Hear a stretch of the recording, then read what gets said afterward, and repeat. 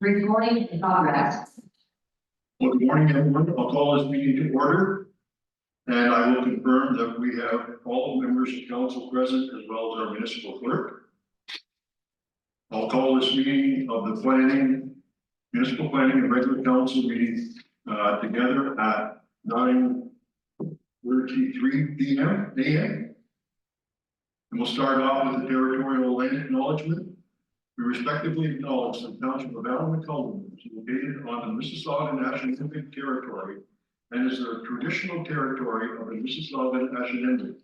The township of Allen McCullum respectively acknowledges that the Mississauga Nation are the collective stewards and caretakers of these lands and waters in perpetuity, and that they continue to maintain this responsibility to ensure their health and security for generations to come. I'd like approval of the agenda, that the agenda of the municipal planning regular council meeting held on April 30th, 2024 be approved. Do I get a mover and seconder? Moved by Deputy Mayor Stoller and seconded by Councilor O'Neill. Any discussion? All in favor? Motion's carried. Disclosure of pecuniary interest or general nature thereof. Deputy Mayor? Through you, Mayor Lobo, I'd like to declare pecuniary interest. It has to do with agenda item 6.2 of the closed agenda. It has to do with council, committee, and board composition. Mayor Lobo, I will pass it to Madam Clerk at this time. Thank you. Thank you. Any other declarations? Seeing none, we'll note that. Next, we're going to move on to approval of the minutes, and we have minutes from the special council session held January 25th, the budget sessions of February 8th and 9th, a regular council from February 13th, a budget session from February 20th, council meeting from April 9th, and a special council meeting on April the 16th. Can I have a mover and a seconder? Moved by Councilor Booth, seconded by Councilor Ainsworth. Any questions or comments? Go ahead, Mayor Catherine. Is this where? Sorry, is this where I should be talking about follow up from one of the items in the minutes, or is that after it was approved? Right now. Right now? Yeah. Okay, so if we're looking on page 39, I'm just quickly trying to see the minutes from February 13th. We have a motion in there to reach out to the county to learn more. It does read in the motion staff, but in discussions with our acting CAO and our planner, I had started those reaching out to the county. And in the discussions, they actually recommended that there be 2 meetings held, one to deal with housing security and information sessions, or I think we should be calling them information sessions to be more precise. And the second one at some point to look at, I'm going to call them philanthropic development, how people can get involved in health. So we were looking to try and find a date this spring. We've also reached out to Habitat for Humanity, because they are administering a program that helps people who are finding themselves in potential difficulty of being able to remain in their own homes. And that's one of the goals of the county, to make sure that we're not forcing more people to become homeless for one reason or another. Anyway, so those discussions have been done, and both the county and Habitat are in agreement to meet with this as an information session. So it's just a matter of setting a date at this point. So perhaps I'm asking through you, Mayor Local, to our acting CAO, what do you think our next steps? So we continue, for the staff want to confirm on the dates and stuff. One comment, Dave. So with respect to the housing, I think that the report that Tracy has prepared as part of the agenda, that discussion on that could come after that report. Okay. Thank you. Mike? Through you, Mayor. So February 13th minutes, item 7.2 and 7.3. So the Golden Beach mailboxes, the Golden Beach Cottages mailboxes that we have issues with. I wonder if we've got any update on that lately. And the Lakeport Ontario Street, I know we were gonna have an update on that back a couple meetings ago, but I don't think we got it from Public Works. Go ahead, Dave. through your mayor Lobo, the mailbox, issue with Golden Beach Resort is being looked at today. Because of a prior arranged inspection. And so we'll have a better understanding of, what exactly is happening there. And then the other one was Lake, Ontario Street, Lakeport. so with respect to, The resident there wanted to know if they could close it off where it comes around their house. so I don't believe that they can close it off. I don't think that would be allowed by the municipality. Yeah. I could follow up and have a look even further for you. Okay, But with respect to our overall mission of trying to keep as many roads open as possible, including those soon, I don't see that being appropriate. no, absolutely, okay. Also there, 11.1. In that same set of minutes, the library board minutes, so if I go on the library board. They're missing about 4 months of minutes out of 23, they're missing minutes here, and I wonder if we're gonna catch up on them, or we got some kind of dialogue or communication with them, I'm wondering why they're missing so many minutes. We can investigate that. Okay, So thanks, Scott. Thank you. Emily, okay, anything else, Mike? no, thank you. Anybody else have any questions or comments? I guess I have a couple, the health and safety policy that we update every year, I don't think we've done that. That was in the January 25th meeting. But basically, there's a Duly noted. duly noted, thank you.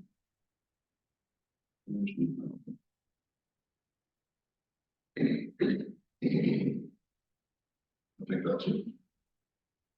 Anybody else?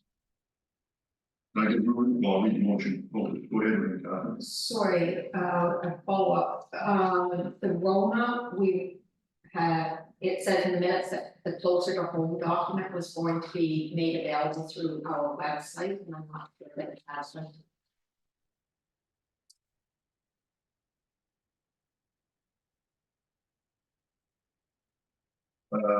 What's that Roman?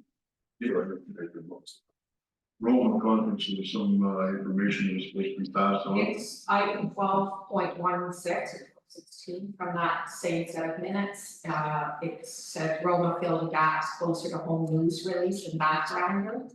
It says further, council rec staff to post the media to the townships, that's why those information. The information is still relevant, so it's not a problem.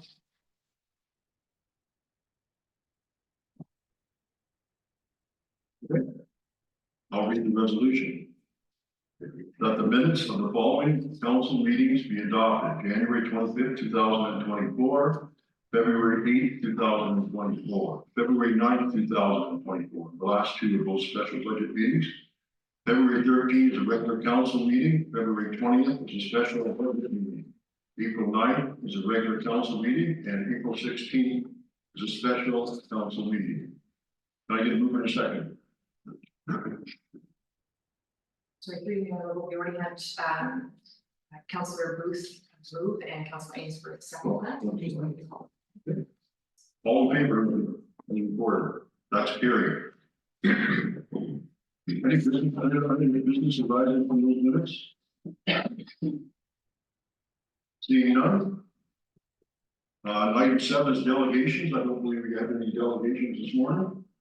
So we'll move on to item 8, and that is to move to recess to a land division committee or a committee of adjustments. And Emily will be leading her chair, and Casey will be stepping in as our planning person. So I'll read off the motion. It is recommended motion to recess to a land division committee of adjustment. And I guess I will, no, that the council of Alvin Cullivan being in the land division committee or committee of adjustment move to the land division committee or committee of adjustment meeting at 8 9:40 P.M. Diane, move the second. Moved by Councilor Ainsworth, seconded by Councilor Booth. All in favor? Motion's carried. Well, Tracy.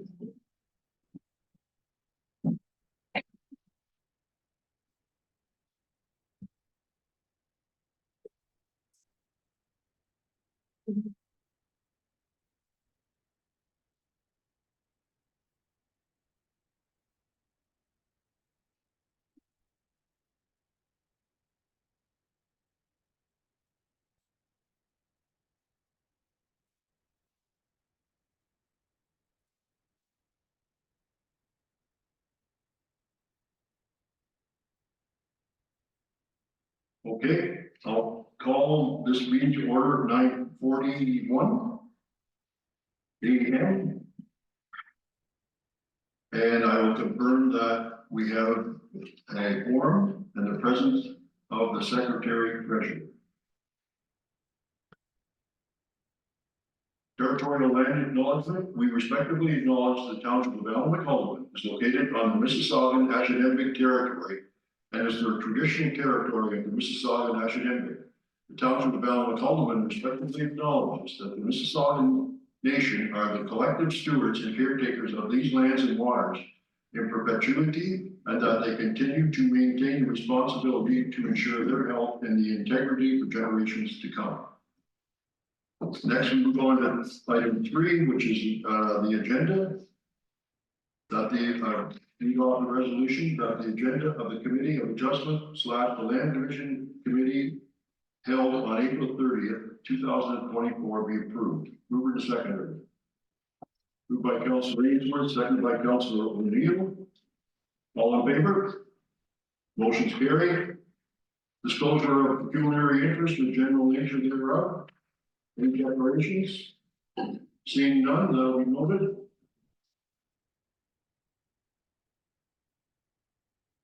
And we have today a application for consents, and the first one is 5-1 Great Donna Farms, Great Dotton Farms Incorporated.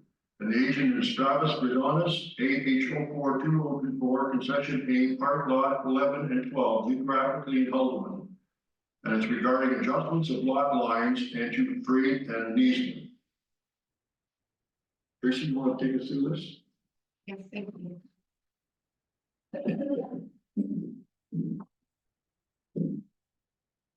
Thank you through the chair. The application is for a lot line adjustment of 2 parcels and to create an easement for an existing well. The proposal will not create a new lot, but will consolidate all of the agricultural lands onto 1 parcel and residential lands onto another. There is a shared entrance proposed with the residential and agricultural lands.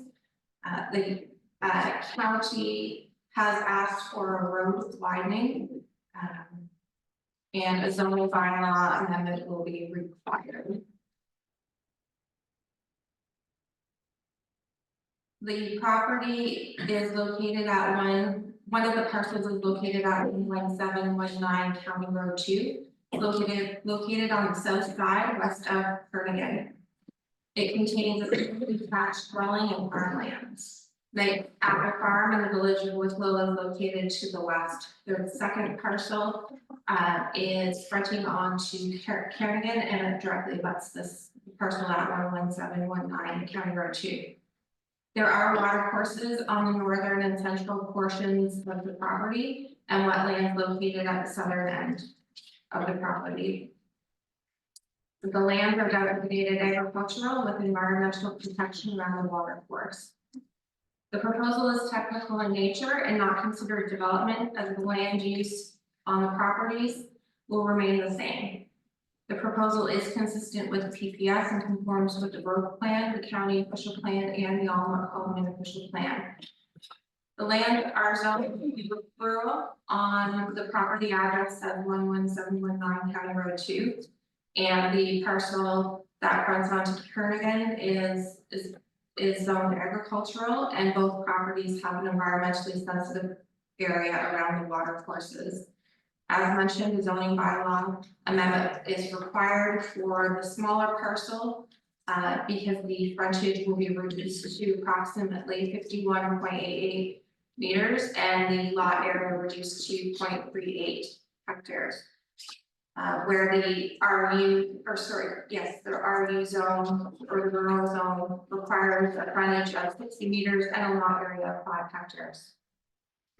No concerns were indicated from Lower Trent or Public Works, and Northumberland County have no objections.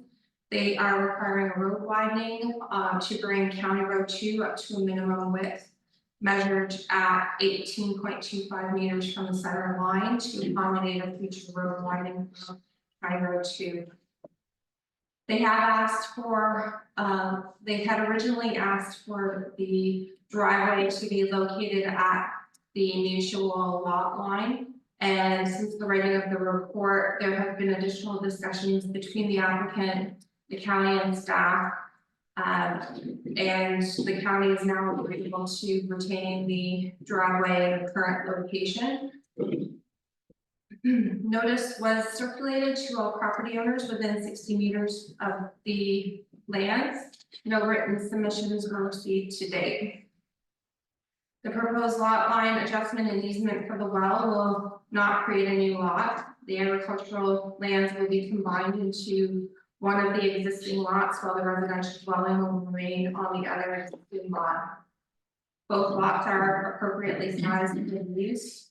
That will remain on each of the lots. As noted, a rezoning application will be required, and the proposal is consistent with the provincial policy statement and generally complies with the growth plan for the Golden Horseshoe, county's official plan, and the Solomon official plan. The recommendations are typical, with the addition of the requirement for the road widening, the shared entrance requirement, and the rezoning. And I have, since there were additional discussions, revised the recommendation for number 3 to remove reference to the location of the entrance of the shared lot line, and I'll pass that on to the chair. Thank you. Thank you. Thank you, Tracy. Any questions or comments from members of council? Good, I think it's pretty straightforward, Travis. Would you like to make a comment? As. Sorry, Travis. Oh, sorry. Thank you for having me.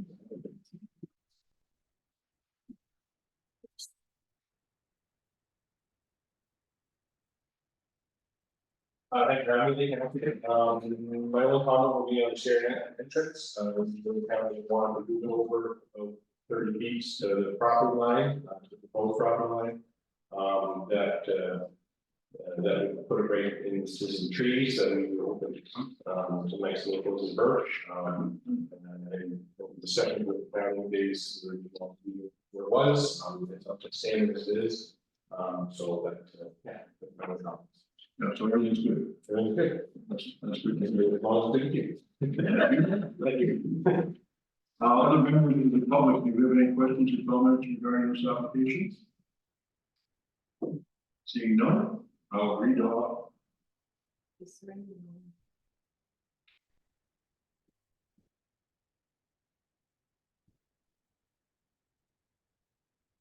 Okay, I'll read the recommendation that application AH042024 by Great Afton Farms Incorporated and Ian Redonis to adjust lot lines and to create an easement for part of lot 12, concession A 39R13454, parts 1 and 2 and 3, and part of lot 11, concession A 39R1322, part 4, part of lots 11 and 12, concession A, geographically in the town of Valmont Home is hereby approved subject to the following conditions. 1, that a registered survey for the adjustment lot lines and easements for each parcel be submitted to the township. Number 2, in addition to the registry survey, a reference DWG file of the survey being provided in a format satisfactory to the township and Northumberland County. Number 3, that there be one shared entrance at a location agreeable to Northumberland County to access the 2 parcels. The applicant shall prepare a survey that illustrates a shared entrance from County Road 2 as per our entrance and setback policy PWF number 3-5-1. Number 4, that Ontario Land Surveyor prepare and submit a draft reference plan which illustrates a minimum road winding width of 18.25 meters from the center line of County Road 2. Number 5, dedicated by deed to the County of Northumberland, a minimum road widening total 18.25 meters from the center line of County Road 2 across the frontages of both the severed and retained parcels. The road winding must also be free and clear of all encumbrances. Number 6, the draft transfer for the adjusted parcels and easements be submitted to the township. Number 7, that the applicant's lawyer submit an undertaking to register a consolidation on title, giving effect to the lot line adjustment. Number 8, that the applicant's lawyer submit a legal opinion verifying that the lot line adjustment will merge on title with the recipient parcel under the planning act. Number 9, that the tax account for the subject properties be paid up to date. And number 10, that a zoning bylaw amendment be in effect for the severed and retained parcels pursuant to the planning act. Can I get a mover in a second? Moved by Deputy Mayor Stover and seconded by Councilor Ainsworth. Are there any discussions? Seeing none, all in favor? Motion is carried. Thank you very much, Mr. Bernard, for showing up. Thank you. And we'll move on.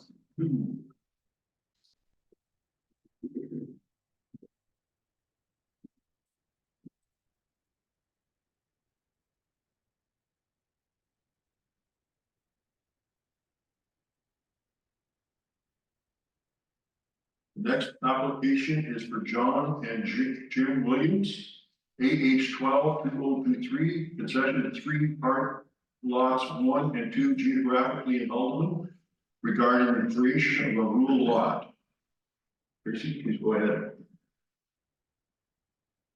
Thank you, through the chair. The application is for proposal to sever a previously merged parcel that occurred in 1986. The applicants originally submitted an application in July of 2023. There were 2 applications submitted at that time for the creation of 2 residential lots in the southwest corner of the property fronting on Turf Road. Through the review of those submissions, it was determined that there was a presence of wetlands and watercourse. Discussions with the applicant on the constraints the wetlands would have on the original proposal. The applicant had indicated that the subject lands were once merged on title and that they desired to revise one of the applications to reestablish the original lot line. The revised application was submitted on March 7th of this year, and the applicants have yet to make a decision on how they wish to revise the other related active application for creation of a second lot. There is frontage of this parcel on both Shelter Valley Road and Turf Road. Shelter Valley Road, the frontage is between 3551 and 3577 Shelter Valley. 3551 Shelter Valley have been severed from the property in 2016. There are hydro, Enbridge, Trans-Canada Pipeline, and Trans-Northern Pipeline easements that run through the property. There are 2 tributaries of Coal Creek and the Coal Creek wetland complex, provincially significant wetland on site. There's also unevaluated and field refined wetlands on the property. There's a house and outbuildings on the southern portion of the property and outbuildings on the northern portion. This is a technical severance proposal that is consistent with the PPF It conforms with the rural plan, the county's official plan, and the Alma Coleman official plan. The property had been zoned RU 124 in 2016 to address the reduced frontage on Shelter Valley Road due to the previous severance. The frontage is 45.72 meters, where the typical rural zone standard is 60 meters. The proposal is in conformity with the zone. No concerns or objections were noted from Public Works, the Lower Trent Conservation Authority, or Northumberland County. Both Trans Northern Pipeline and Trans Canada Pipeline provided detailed comments on the permitting requirements should the applicant wish to pursue construction in the future, and those will be forwarded on to the applicant. Notice was circulated to property owners within 60 meters of the proposal, and no submissions were received to date. The two previously separate lots were merged on title due to an ownership change when the applicants purchased one of the parcels in 1986. They are located in a rural part of the municipality and are both appropriately sized rural parcels that are compatible with the surrounding land uses. Both the proposed severed and retained lots will have frontage on a year-round municipally maintained road. And the severed and retained lots both comply with the minimum lot frontage and lot area requirements of the special rural RE 124 zone. There are adequate lands on each parcel to site development envelopes outside of natural heritage features and hazards should development be proposed in the future. Much of the land are regulated by the Lower Trent Conservation Authority, therefore, when considering development, they should contact that authority for requirements.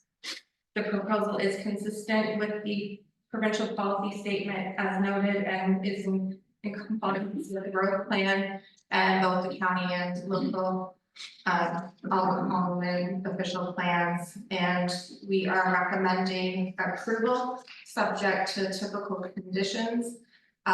In addition to the requirement by the Trans Canada Pipeline to enter into an agreement to place that on title, so future owners will be aware of the easement requirements. I'll have right now, thank you. Thank you, Casey. Council, any questions or comments? Go ahead, Mike. Not for you, Mayor. Just looking at the map, there's multiple on-sim roads that go around this property. And the one map looks like it's taking up the south end of an on-sim road. Just want to clarify that. And it looks between from Shelter Valley Road in, there's another on-sim road that breaks the property. And I'd like that clarified also.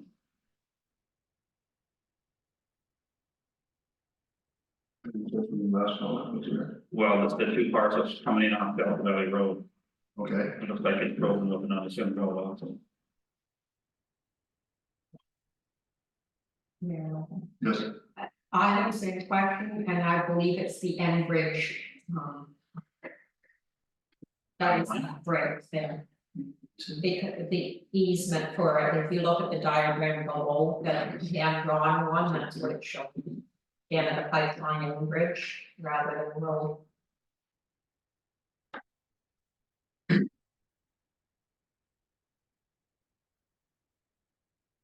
But that you're on, Casey. Through the chair, that is correct, there is the easement at the north end of the property. Actually, there's a separate parcel that's owned by the agency. I have to double check which one it is. There is unopened road allowances on both the east and west side. I think it's there is one named Neil McGregor Road. It's not open and maintained along the east side. I don't believe the property goes as far as that road allowance, and then there's one unnamed road allowance to the very west Church Road is open and maintained all the way across the frontage. As Shelter Valley Road. There are, it may be lot lines that you're looking at that separate the land. That are, shown in dotted lines on the applicant's sketch. And in a faint gray line on the sketch in figure 1.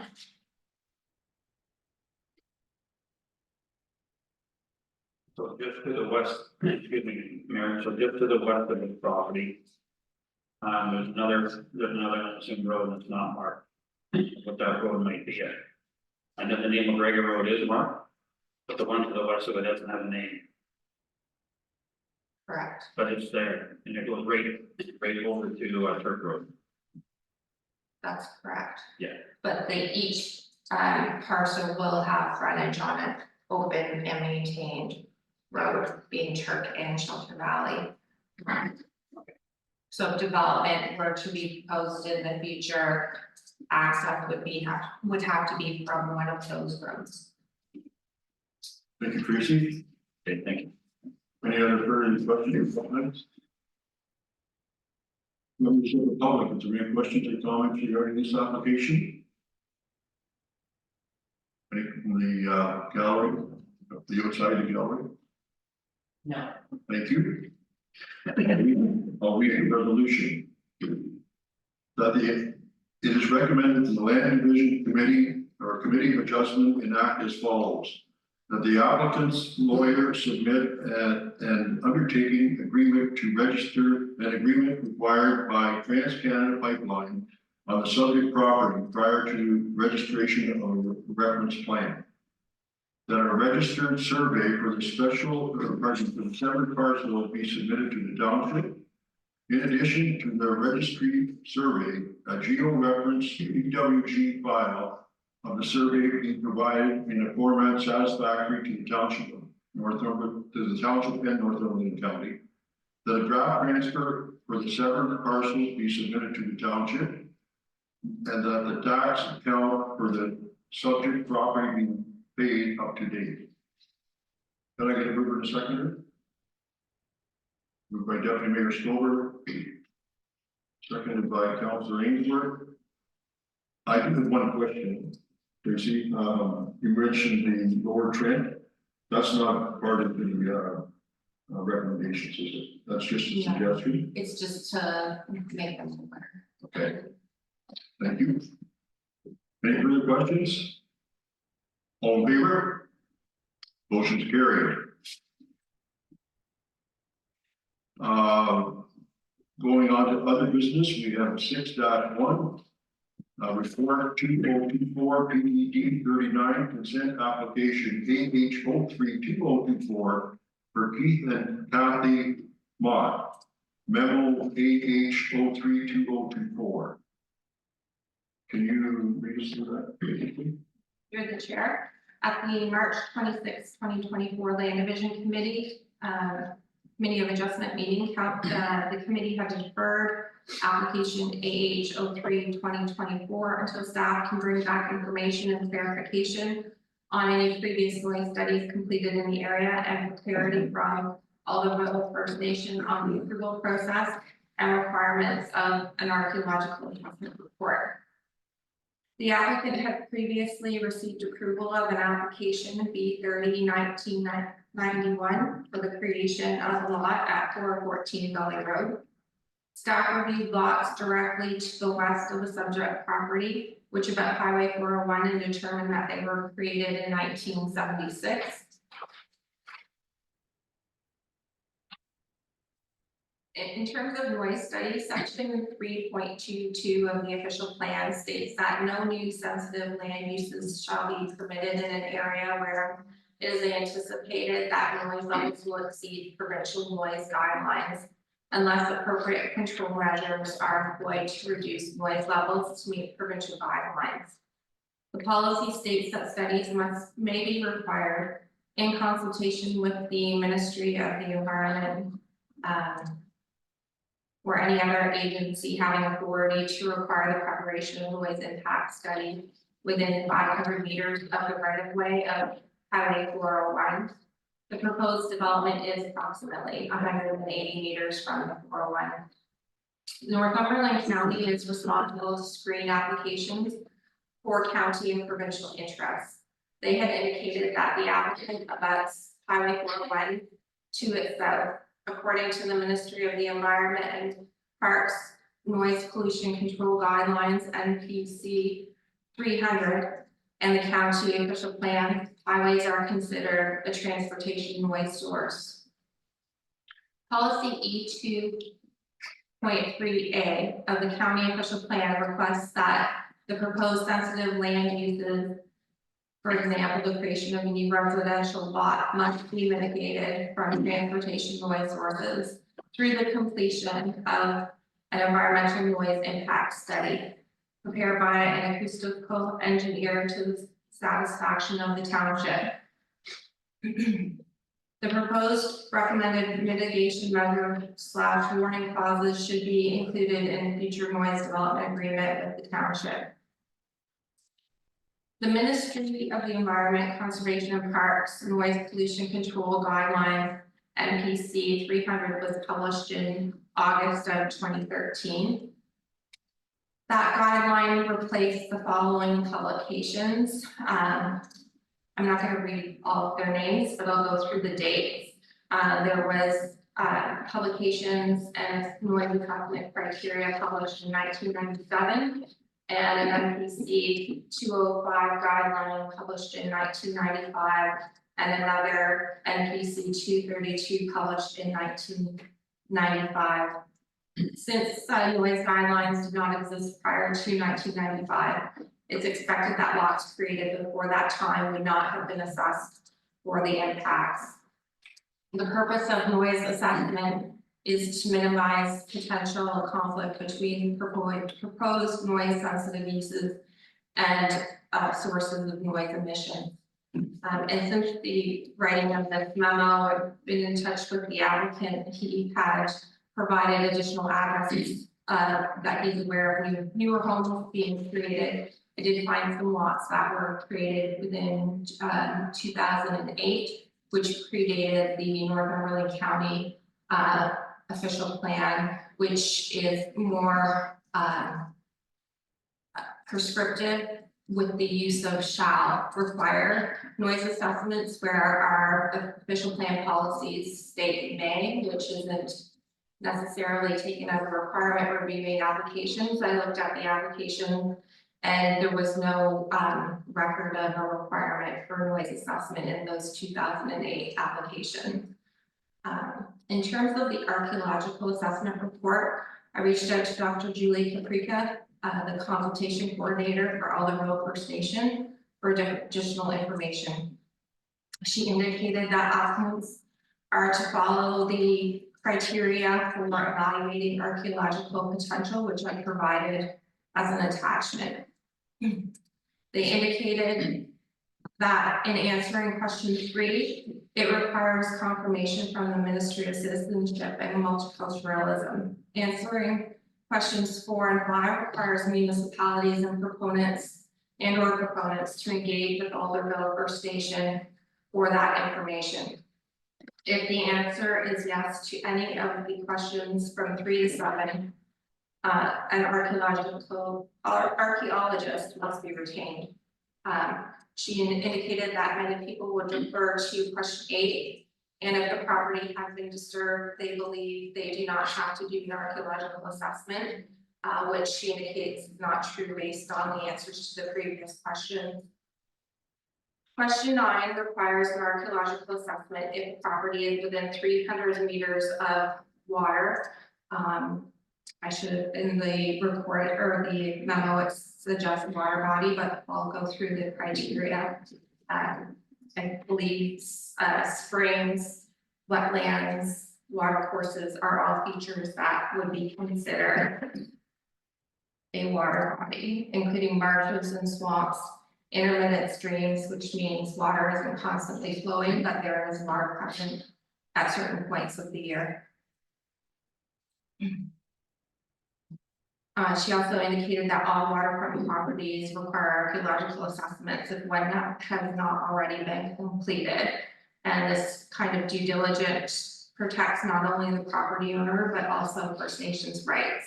And she provided an example of the importance of archaeological assessments, where a property owner on the Trent River had been renovating their property. There were no planning applications due to the fact that it met all of the zoning requirements at the time. They just needed permits, and as they were excavating, they had uncovered human remains. There were 25 remains uncovered, and that required the property owner to engage in a stage 3 archaeological assessment and a massive burial site investigation, which ended up being upwards of $90,000 in costs.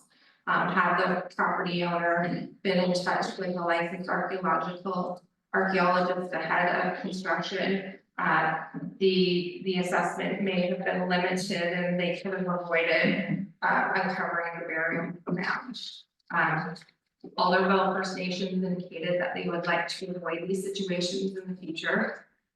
They have advised that they expect archaeological assessments on all our properties, as well as other sites that may have criteria that would trigger an assessment.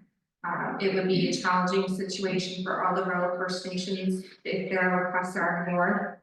An archaeological site or burial site is destroyed by not adhering to the due diligence and sensitivity required on certain properties. Dr. Julie Caprica offered to come and speak to council or committees if more support and assistance is needed. She has done this in the past for other municipalities with very positive outcomes. In addition to the above, we advise that conservation of Ontario cultural heritage is a matter of provincial interest. And the Ontario Heritage Act, the Planning Act, and the provincial policy statement are key statutes that support it. And based on the above, the recommendations provided in Council Report 2024 PEG 39 remain unchanged. I did speak to the applicant as well ahead of the meeting and incorrectly advised him to sign up to be a delegation and was corrected by the clerk.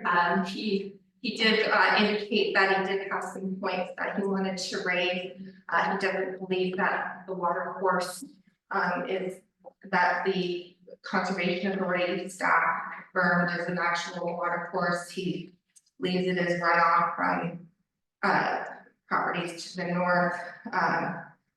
Talking with people in the area who have history there, he believes the area was a pasture and doesn't necessarily believe that the wetlands may have been historically present and may have resulted as the result of the construction of 401.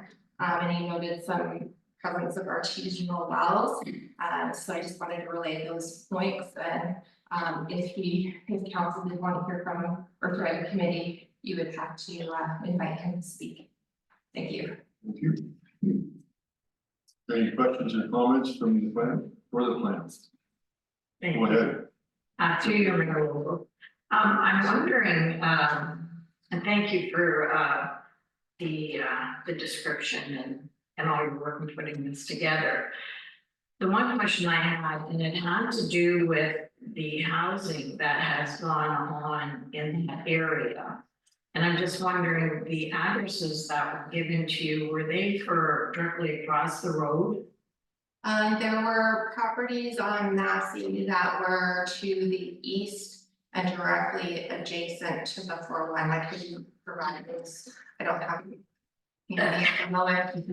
but yes, they were to the east of Old Gully. Because I believe the houses to the west are more recent than 2009. And I believe going down the road farther, there is a new build in there. And I just wonder if the applicant was able, or you were able to provide or do a little more investigation in the last house that was done on the south side of that road. I believe it is in that time frame where there would have been a noise study.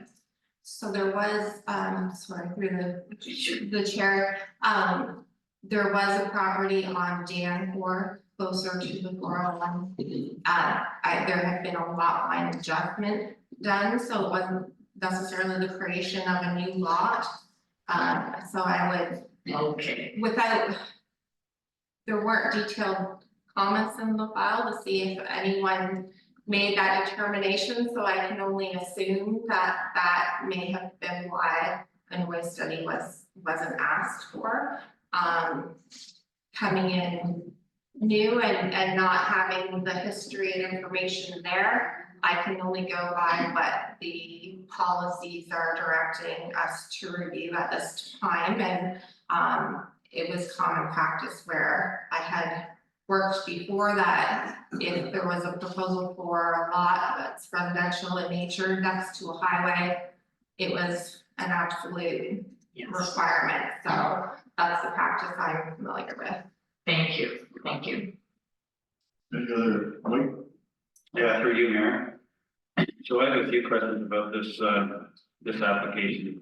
So first of all, I went to the property with Mr. Mott and we walked around and we looked at this so-called water course. And I took some pictures and it's literally a runoff.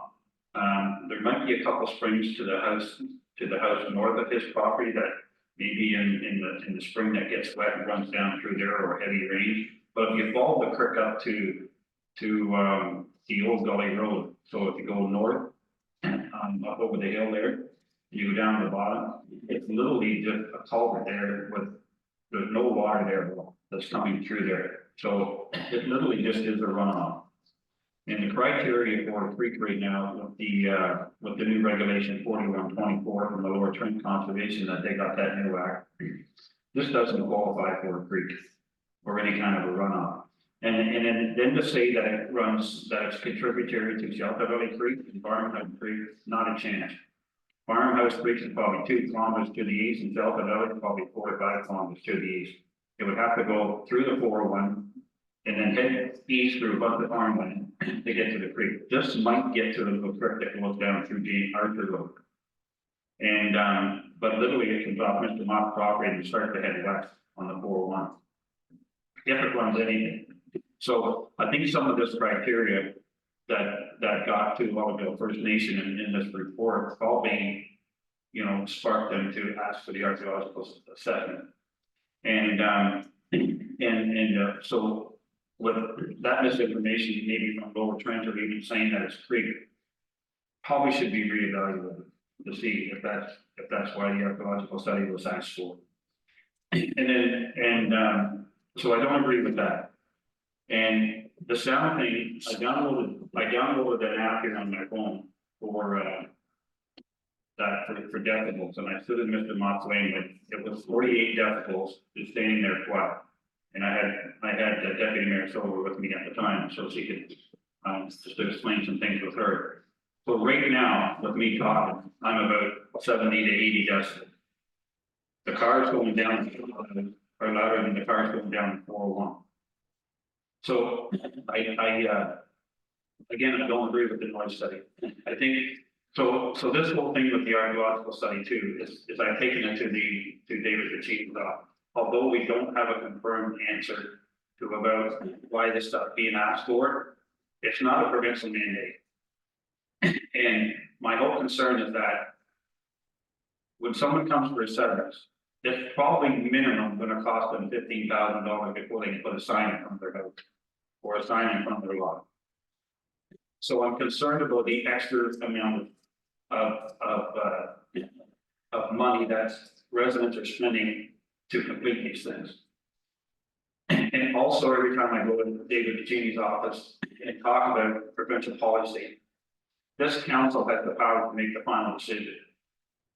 All these things that are being asked for, we have the power as this committee to make the final decision.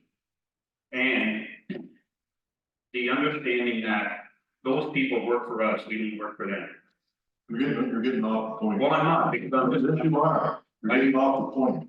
I'm going to the point that some of these things, we should be able to understand that we have the power to push back for our residents. You have a right to vote. That's what you have. Absolutely. Okay.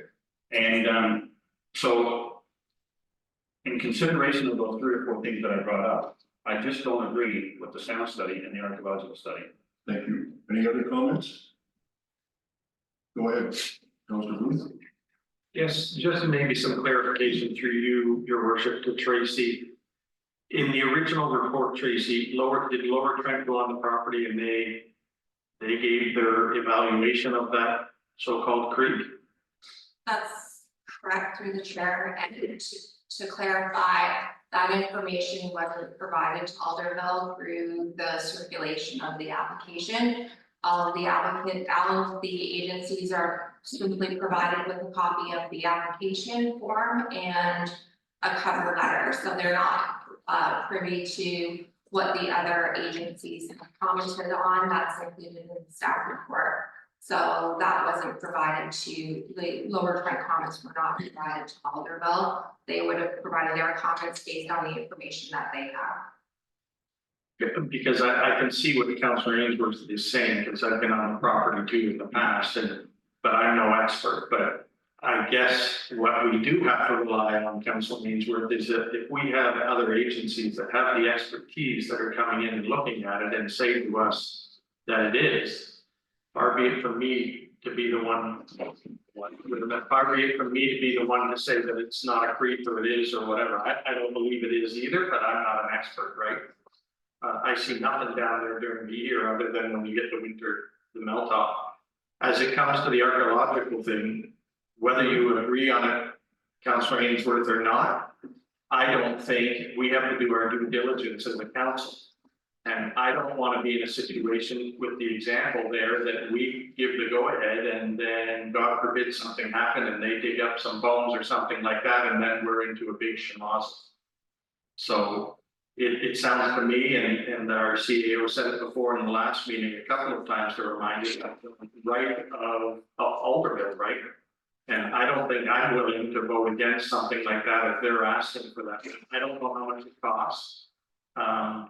Maybe we could try and find out from Mr. Mott what it costs for, I don't know what a noise study costs or what an archaeological, I'm sure if they do it sounds to me like if you do the first inspection for the archaeological thing, that it's not very much money unless you find something, right? So I see your points, Mike, but I have to stick for, you know, to what we're being recommended, because it's staying within what we have as guidelines and rules. Go ahead, Mayor Gottlieb. I want to concur with Councillor Booth that we do need to respect the experts on this, but that's part of being in government. We are balancing the rights of different groups within our community, whether it's a right to a healthy environment with safe water, whether it's a right to understand their heritage and the potential implications of where they once lived and what was potentially a burial ground for them. So it is about balancing rights, and that is something that is going to happen. Go ahead, Deputy Mayor. Through your Mayor Lobo, I think it might be, Mr. Mott may get into a situation that if all the procedures weren't followed, that there could be an issue with this agency if it was not followed. So I wouldn't like to see that happen. That would be another delay. So they're asking for it. That would be what will have to happen, in my opinion. Final comment, Mike? Through you, Mayor. So Lower Trent doesn't have up-to-date mapping in that area. So it's not that they know exactly what's going on with that area. That was in the report. So they should have never made that comment. And I will ask that when I go to the next board meeting. But and the Like, I can't stress enough, the cost of it, it could be 5,000 to 100,000, we don't know what the cost is gonna be, for nothing. So it's a concern for the resident. You know, maybe all of us get paid for it if we don't find them. Can we ask that question? No, we can't. Well, you can ask it, but we've already asked them once, what we're gonna have, same question. Anyways, do you have any recommendation from your previous report? And that's what you're recommending is? Anybody else have any further comments? What said you, anybody else have another one?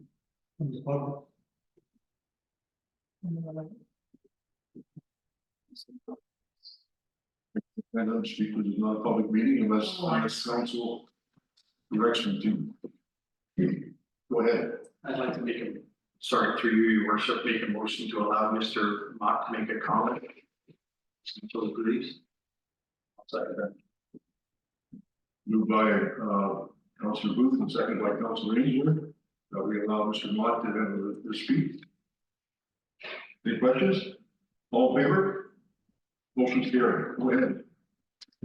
I've got 2 points I have to read in my notes. I took a picture. I'm sorry, I was Sorry, Mr. Monk, you just go. Thank you.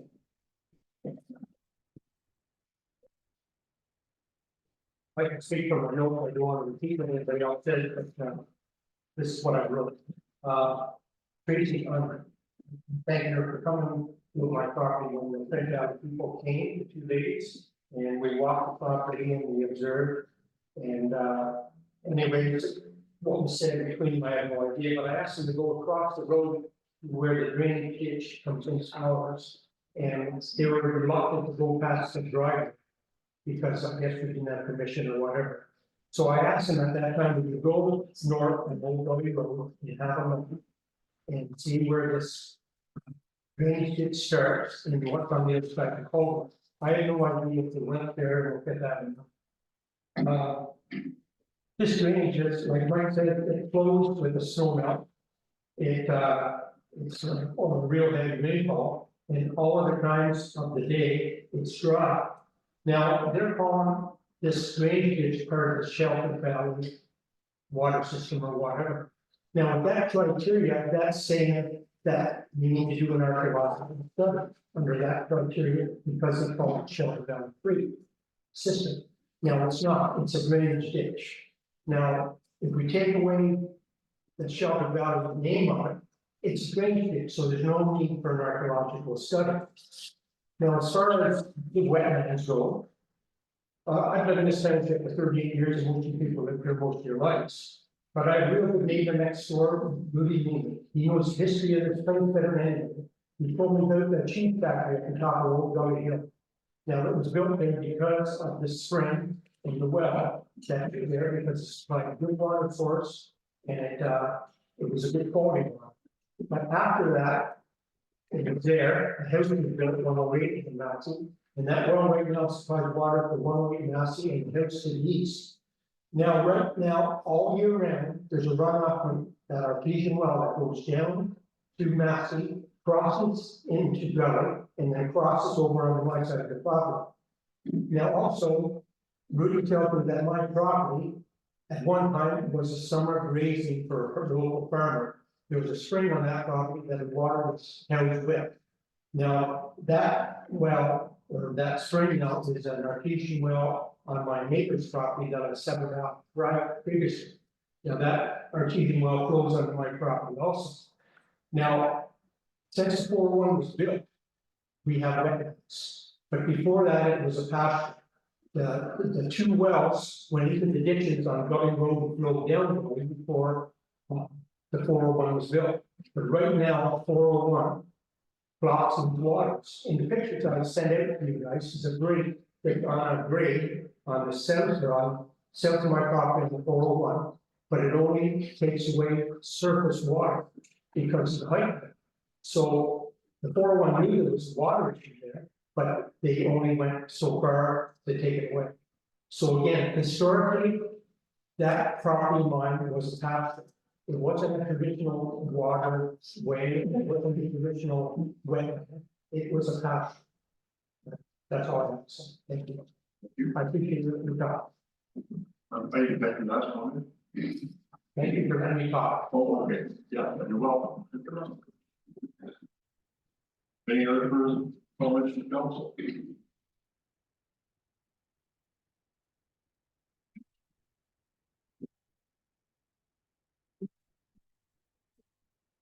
I'll read the recommendation from staff, which was presented at our March 26th, 2024 meeting. Application AH032024 by Keith and Kathy Mott to sever a parcel for the creation of vacant rural residential lot on Gully Road, part of lot 29, concession 1, geographically in the township of Alpha is hereby approved subject to the following conditions. That a registered survey for the severed parcel be submitted to the township. In addition to the registered survey, a geo-reference DWG file of the survey be provided in a format satisfactory to the township of Northumberland County.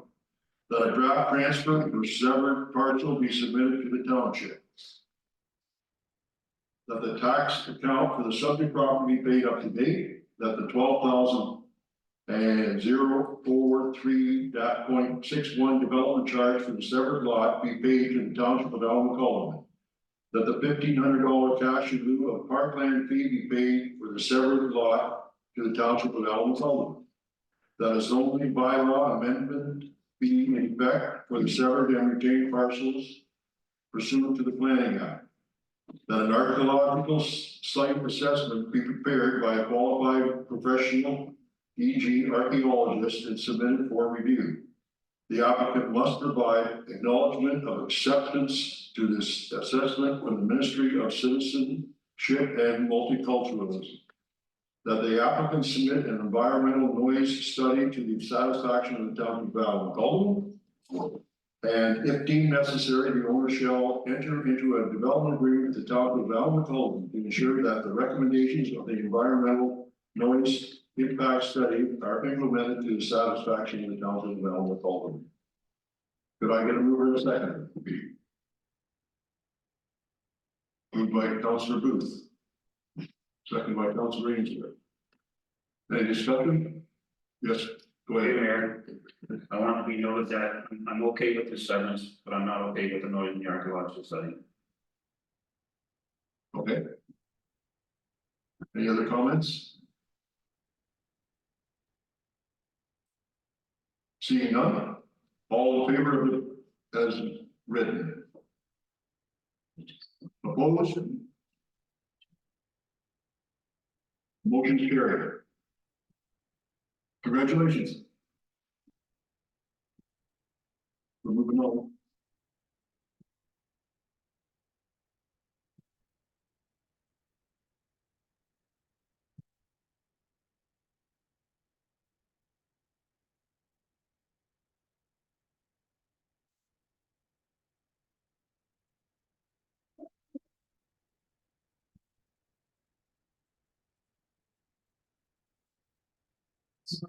I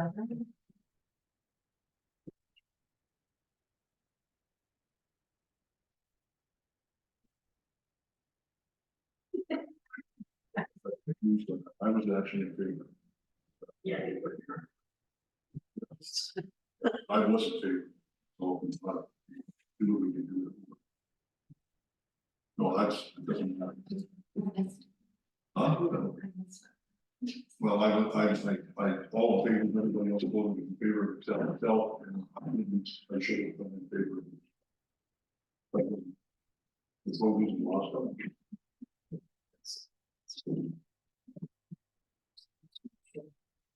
Okay.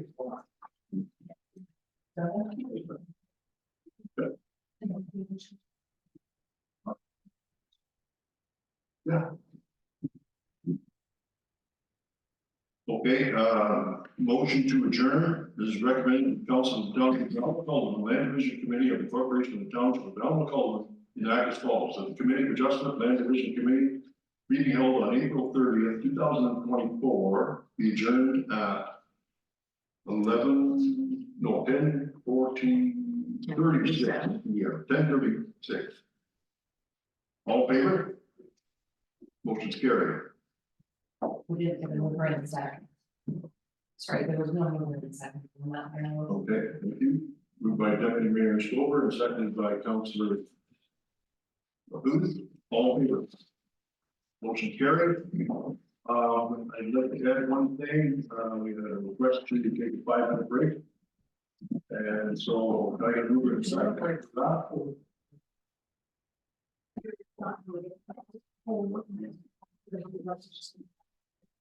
Five-minute break. You got one key.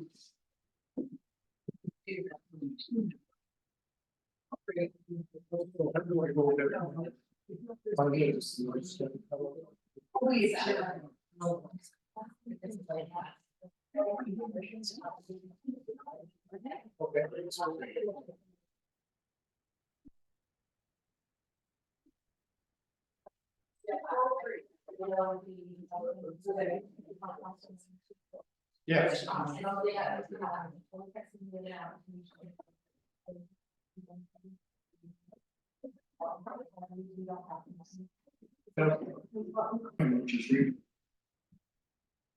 We're going to reconvene to a municipal planning regular council meeting. It is recommended the council of the town of Allen enact as follows: that the council reconvene to the municipal planning regular council meeting at 10:42 a.m. Mover and seconder. Moved by Councilor Booth. Second by Councilor O'Neill. Any discussion?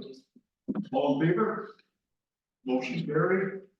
Number 10 and 11 we're going to pass by because we don't have any public meetings or planning bylaws. Number 12, Planning Department report. 12-1. Planning report from January 9, 2023, Council Resolution Affordable Housing Planning Report 2024, PED 43 regarding affordable housing. Tracy, you're here to talk about that. Please go ahead. Thank you, through the mayor. On January 9th, 2024, council passed a resolution requesting a report from the acting CAO, fire chief, and the chief building official. The report is to provide a high-level recommendation on the review of existing facilities and properties to identify those that may be suitable to meet the needs of the Northumberland Housing Corporation. Review of current zoning and other regulations to identify benefits and challenges allowing ground year mobile homes within the boundaries of existing public parks and private resorts. Review of zoning and other regulations to potentially allow for duplexes, triplexes, and quadplexes for the municipality. Review of zoning and other regulations to potentially allow for smaller lot sizes in rural areas and to identify partnerships and funding sources. Discussion of costs, benefits, and long-term challenges and impacts is to be provided. But I provide a little overview of the Northumberland County Affordable Housing Strategy. It was released in February of 2019. And it indicates that almost all dwellings in Alma Calhoun are single detached dwellings, which are suitable for 40% of the detached households that consist of families with children and larger household sizes. It was noted that this type of housing is the least affordable. The strategy indicates that having a more diverse housing supply, including other dwelling forms and rental housing, would provide more opportunities for smaller households in Alma Calhoun. The strategy contains 44 action items to help Northumberland County and their housing partners, which includes Alma Calhoun, to address housing gaps. Many of the action items relate to updating the county and local official plans and zoning bylaws. It is expected that the county will release an updated affordable housing policies through the official plan update. The township of Alma Calhoun will follow suit with an update to our official plan. The strategy will provide will be provided to our consultant when the time comes to implement applicable action items through the official plan review. That will then inform subsequent update to our zoning bylaw.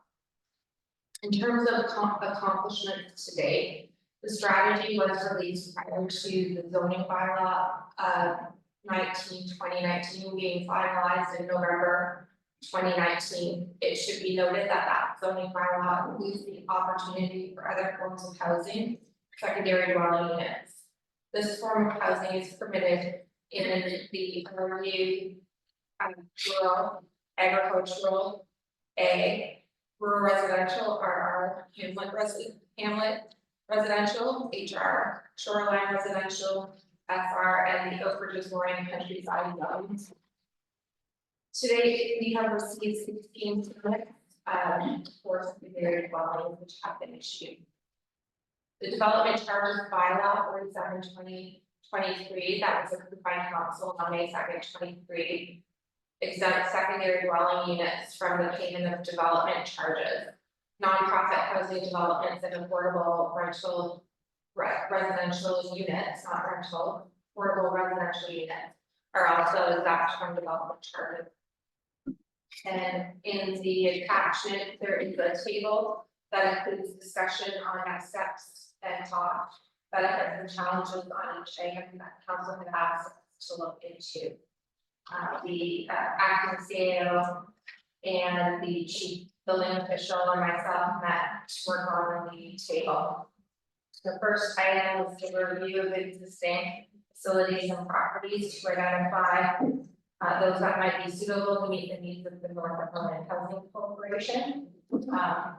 In order to complete that task, we would need to identify assets and determine if they could be made surplus or if there is a potential for co-location. The scope of that task would require staff time that's not currently available. If council wishes to pursue that item, a consultant would need to be hired.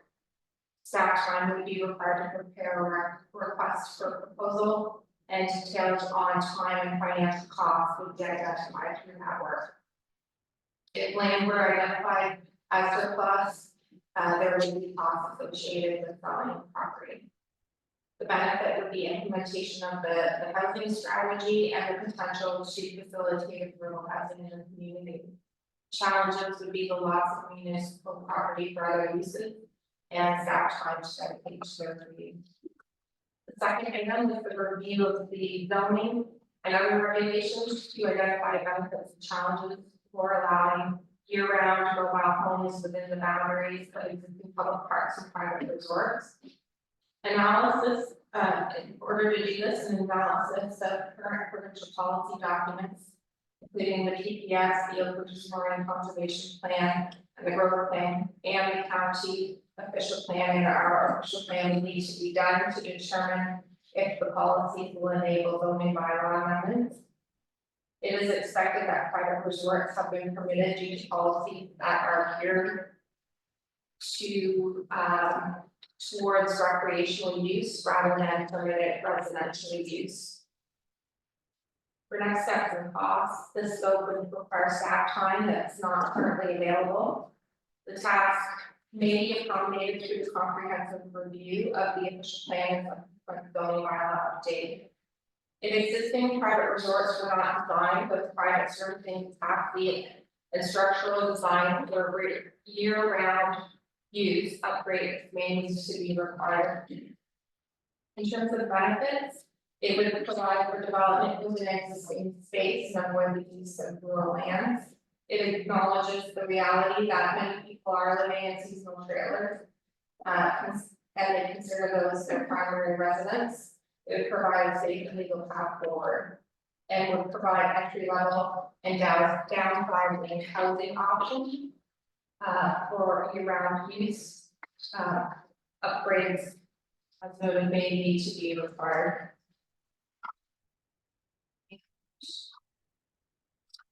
In terms of the challenges, the policy framework that would have to work within may not be supported. There would be a need to determine if structural design, sewage and water supply systems can handle the year-round use. and owners of private resorts may not be open to the idea of permanent residences. The next item is the review of zoning and other regulations to potentially allow for duplexes, triplexes, and quadruplexes throughout the municipality. The provincial policies direct development to settlement areas. These locations would be most appropriate for multiple unit developments. Policies for rural and agricultural areas do not facilitate multiple unit residential uses. The zoning bylaw does currently permit duplexes as of right in the hamlet residential zone. The corresponding hamlet designation in the official plan permits low and medium density residential uses that include single detached dwellings, duplexes, semi-detached dwellings, converted dwellings, and multiple unit dwellings such as triplexes, fourplexes, row or townhouses, and low-end apartments. In terms of next steps and costs, it would be appropriate to review lands within the hamlets to identify areas where alternative zone categories could be applied to recognize lands that are better suited for medium density developments.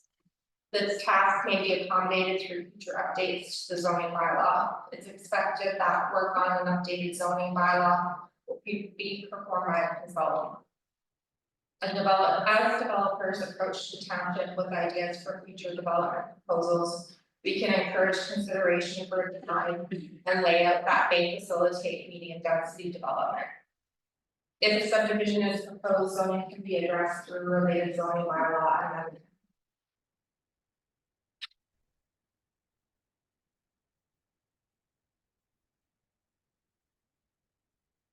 In terms of benefits, it provides provision for a variety of housing forms for the community.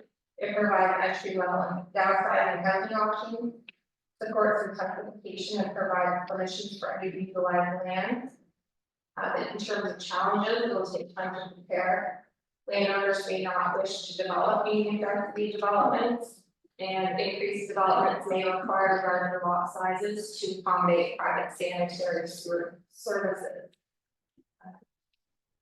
And in terms of the discussion, there's a point, I think we can continue to work with our potential partners through the county and Habitat for Humanity, et cetera. After that, thank you. Tracy, great, I can see you put some time into that, lots of thought and solutions. And the only challenge I can see is for council is decide, what's most important. Because to come up with those 5 different things, yeah, we could probably hire 2 or 3 people to take on each one of them. I'm not sure if that's the right thing to do, but we're gonna have to do something. Questions and comments from the council? Go ahead. Very pleased to see this report come forward. I think this is a super important issue for all of us here in Canada. We should not have people who cannot afford to find a home.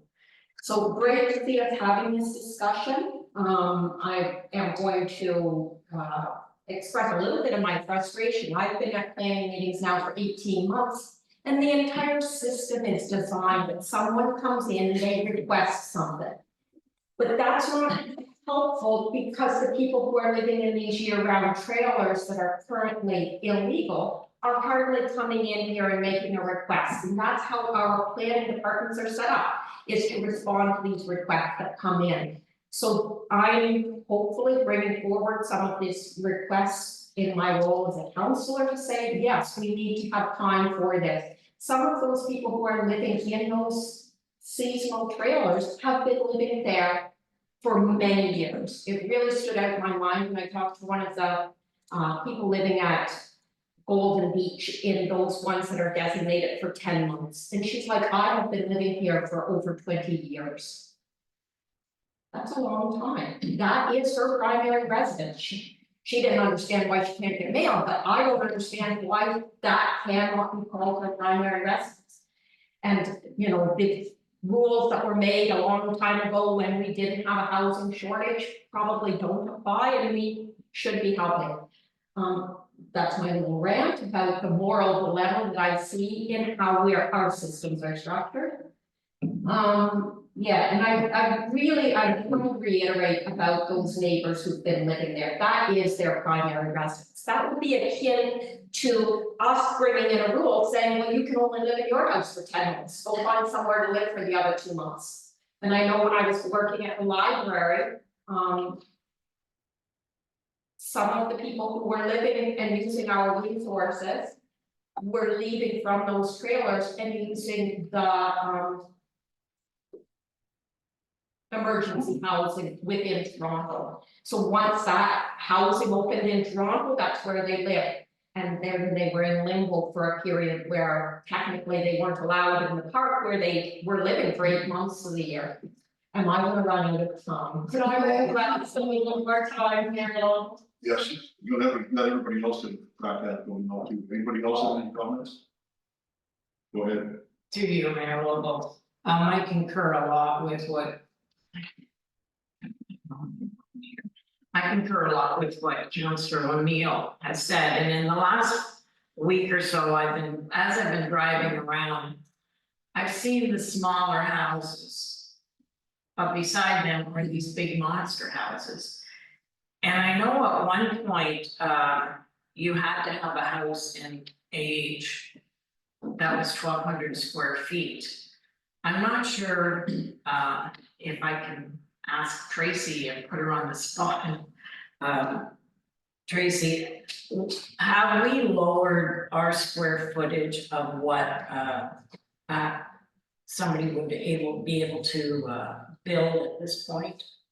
Through the mayor, in the 2019 bylaw, there isn't a minimum requirement for floor area, so people aren't required to build a minimum of 1,200 square feet and more. There isn't a minimum? No, and that's typically with newer bylaws, the way planning has been going is to not put a minimum requirement on the zoning for floor area. I'm not sure if there's any requirements specified in the building code, but that would be something that there could be a standard for, I'm not sure. And Marilyn, just one more, when I look at what used to be, say, when I was younger, we used to call them the double wide trailers and that sort of thing. We've kind of gotten away from that. Again, Marilyn, we'll go to Tracy, where I'm not sure if we stopped allowing the double wide trailers. They were significantly less than a stick frame house, so I'm not sure if that is one area that we should be looking into as well. The mayor, right now, I believe the definitions of dwellings wouldn't allow for mobile homes. It does allow for modular homes, I believe. Modular. So there's, we can look at that moving forward. There is a regulation in the Planning Act that specifies you can only have one mobile home on a property unless there was a zoning bylaw amendment. So that's something that we can review through upcoming zoning bylaw reviews, which we'll have to do when an official plan update is done after following that process. Thank you. Welcome. Other comments? Mike?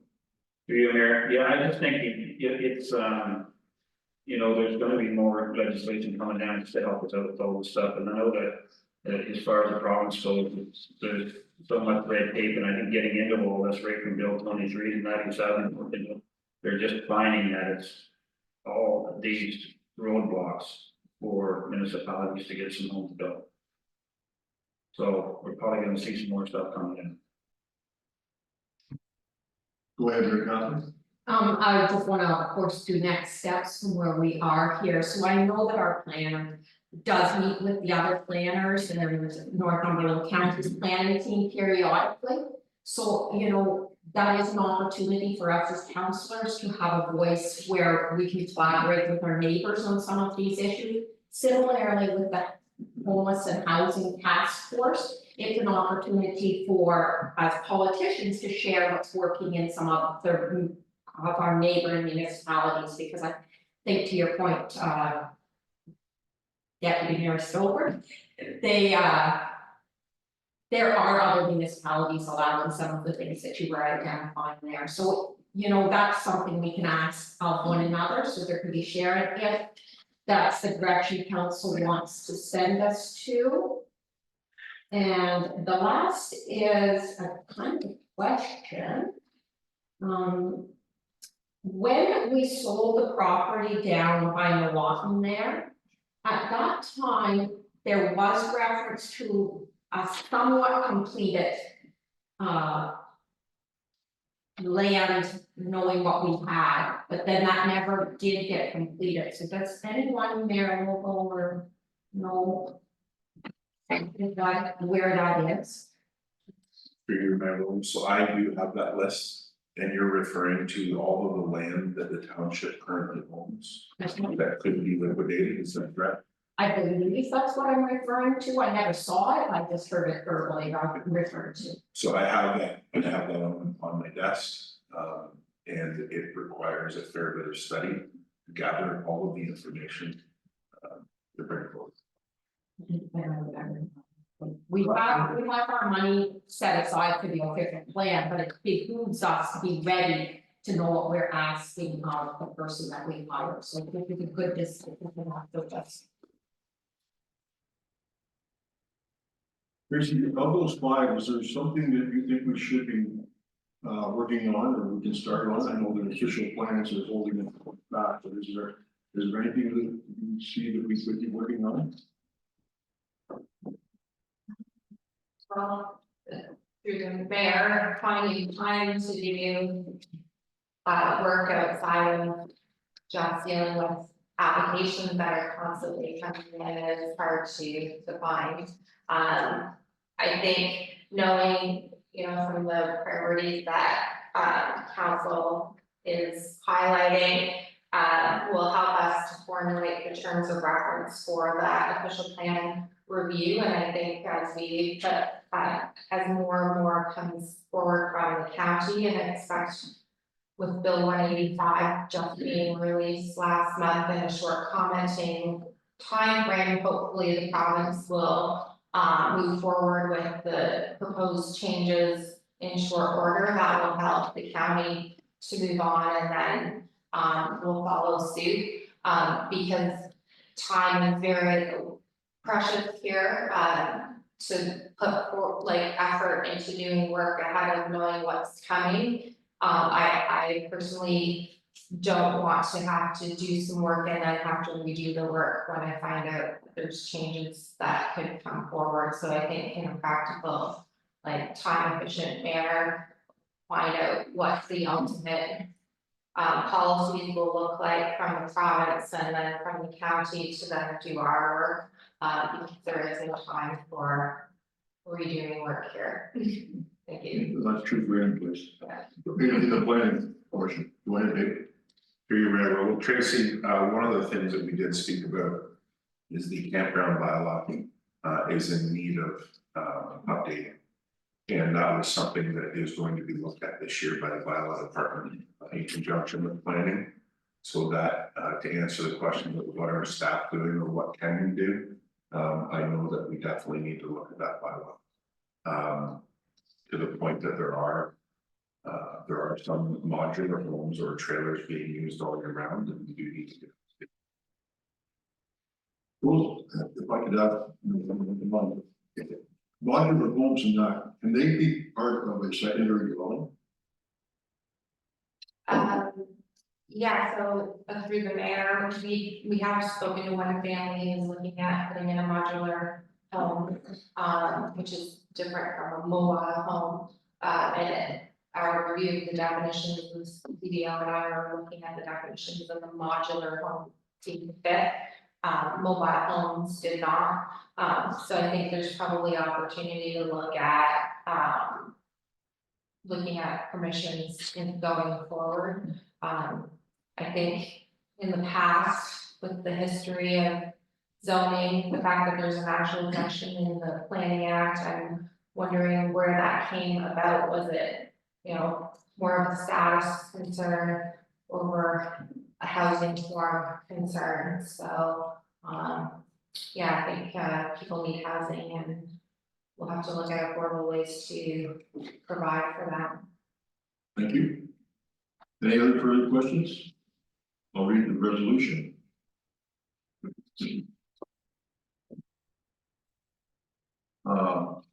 That council report number 2034 PDD 43, January 9, 2024, council resolution, affordable housing be received for information.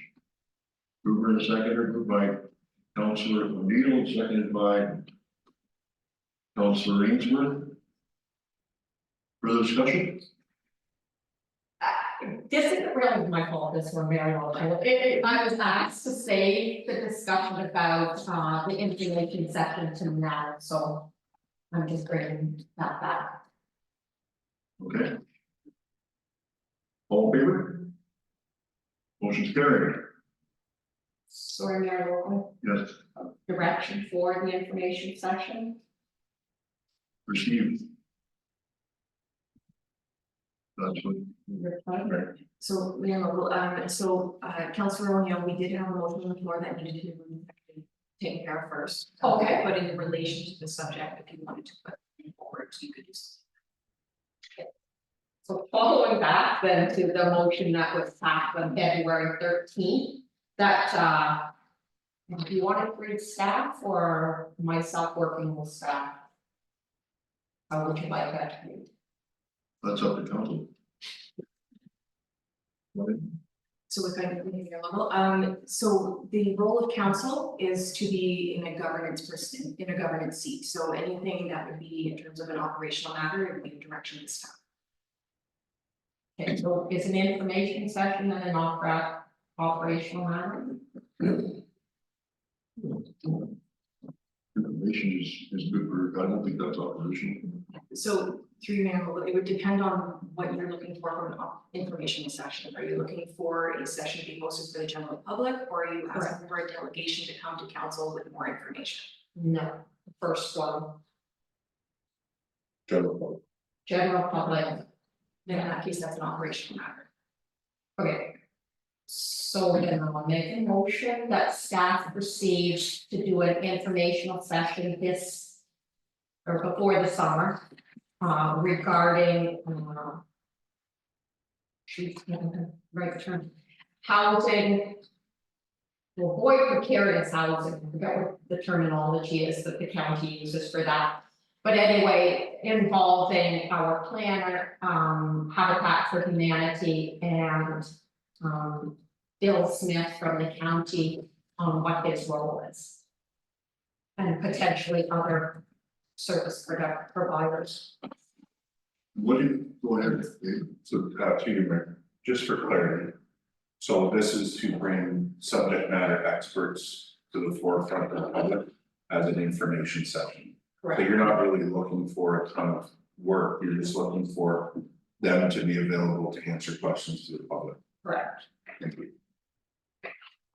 You have to call public meeting.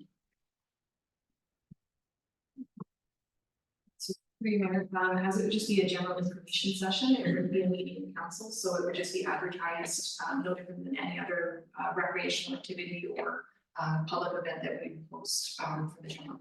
So it'd just be people for communications. And council attended.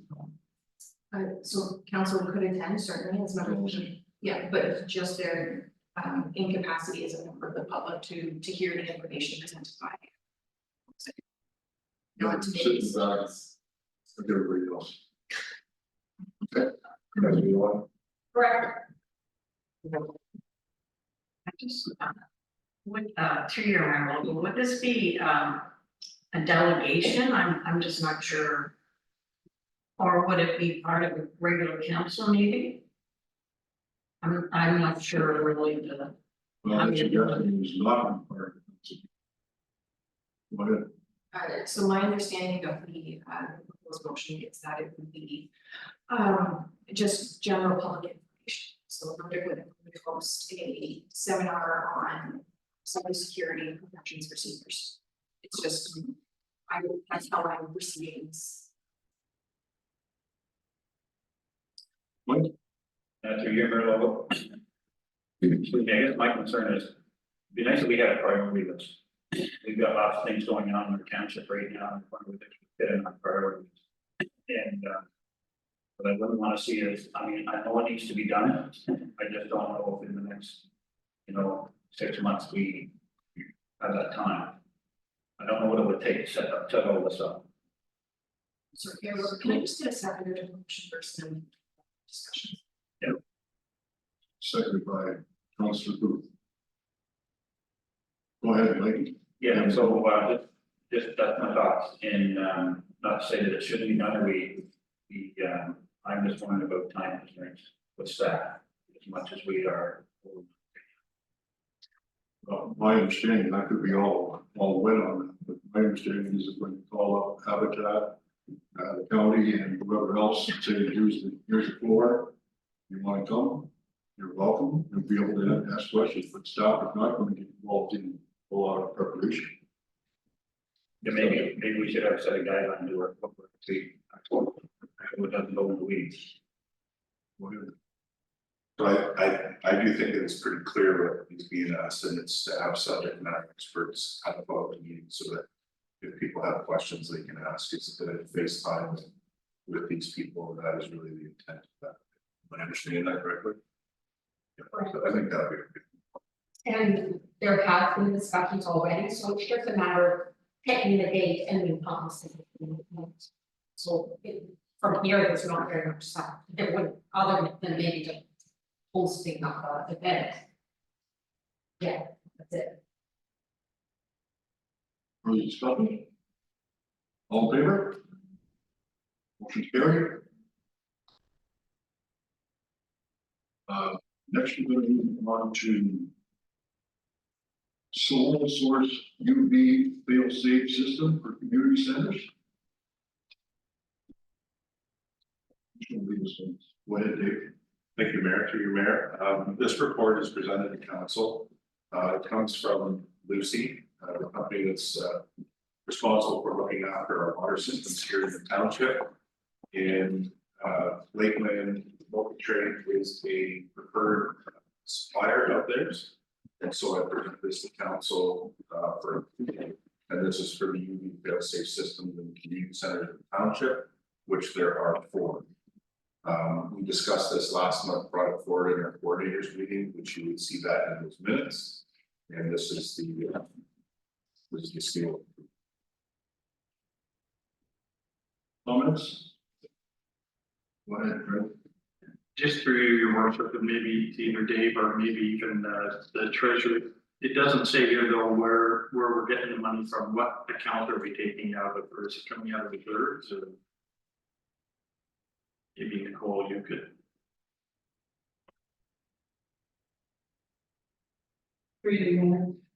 There are still reserves in the community center funds, so that would be my first recommendation is to go to those funds first. Thank you. Next question. Yeah, so are you saying then, so, I don't know, let's use Centerton had $10,000 in reserve, we would take the 5,000 of that then for each one. And if some of them didn't have enough though, for example, Vernonville, if there's not enough money in there, where's the money coming from? Through you, Mayor. As I recall, I would need to look into it further. However, some of the community centers have amounts specifically set aside for them, but there's also another reserve, I believe, that's for all the community centers as a whole. So I'm almost positive there's more than $20,000 in that reserve. Okay, thank you. Any other comments? I guess I'll make one. I tend to agree with Greg that we can't continue to spend on all of our community centers. I think we need staff take a look at, see what we are spending and see if it covers the cost that we recover. Otherwise, we're going to have difficulties. So I don't know if we could stop and take a look and see how long even to pay, how long it's gonna take us to collect that $5,000. That we're spending on some of these community centers. It's a big job, I know, but go ahead. Through your mayor level, for the community centers, I do have the 2023 rental year-end bills. So for Centerton, sorry, for Vernonville, it's 320 hours booked. Just over $3,700. Bella had 408 hours booked last year, for total revenue of 68. And you have the ACC too. ACC was just shy of 440 hours for just over 9,300. Centerton was 333 hours at around 4,400. So all that revenue combined might get us to $20,000.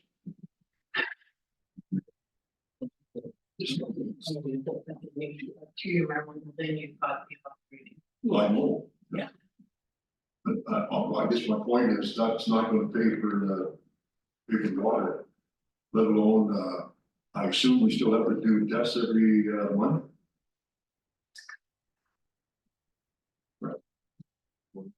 Bear with you, given the numbers presented. Our community centers, it's not financially viable to maintain 4 in the township.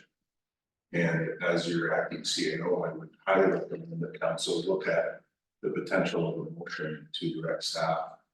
To figure out what it is that we should do for the future of our community centers. There's no, it is extremely important that we maintain a community center or 2 community centers. But the mere fact that we can afford 4 of them in the financial state of our country and our affairs today, it's no longer a culture. Thank you, Dave, or Catherine. Attended meetings that had, that was the purpose of meetings, and I've been doing that for 15 years, so. It's one thing to say, let's have a discussion, it's a completely different thing to say, let's actually do something, so. But it's been an ongoing discussion for 15 years. Well, let's forget the discussion and give some direction. That's what I'm suggesting. Go ahead, Mike. Yeah, Mayor, I would inclined to agree with you, and, you know, I would say along with the community centers, we need to also look at the amount of money it costs us to support the libraries. We have 3 of them. So we probably need to, you know, have a full assessment of both of those. The library and the, and our community center. Great. If we're gonna do that, I want the arena in there too, then. Yeah, no, it's a community center. So I would consider that, so if we wanna make a motion or something, I think that's great, that this council can maybe. You know, attack something like that, because in previous councils, I know the last one, it was a hot topic that nobody really wanted to touch, but as the CEO said. It's getting more and more expensive to run these places, and we should be investing our money in the ones we wanna keep and the ones that we don't think we wanna keep. And maybe those pieces of property should be looked at that we shouldn't be spending the money to. We're not even getting, the rental alone doesn't pay for the water, let alone, like you said, you know, that the testing and things like that, so. But if we're looking at libraries, this, that, and everything, and I think the libraries would be involved in some of them anyway, right? Because we've got the Grafton one here and the Centerton one, so. But then the arena should be looked at too, is whether or not that is. So go ahead. So through your level, with regards to libraries, that would be included as part of the community center review. As part of the facility as a whole, but not necessarily library structures or services themselves, that's outside the jurisdiction of council. But in terms of the review of the revenues generated by the facilities, that would be included in there in terms of tenancy, no different than the other tenancies that we have at any of the facilities, so not specifically the library facilities, we'd be looking at the building as a whole. I would like to remind our fellow councillors that in the February 8th budget session, we passed a motion, be it resolved that the council of the township of Walnut Colden and direct acting CAO Fire Chief CEMC in collaboration with staff and the Recreation, Culture and Community Development Committee to prepare a report to council to determine and identify recreational goals within the community, investigate possibilities and provide options for the township community centers based on goals identified. So we already requested that on February 8th.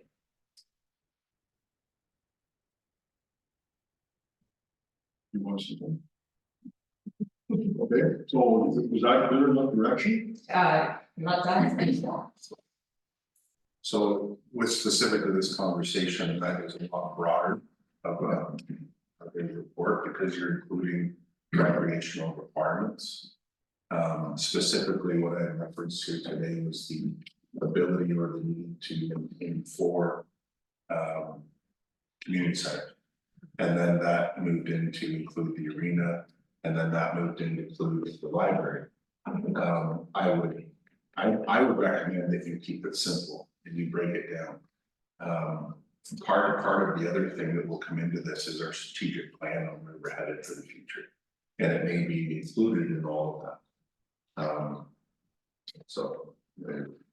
I tend to agree with you, I think we'll make it awfully complicated, and we won't never get anything done, so.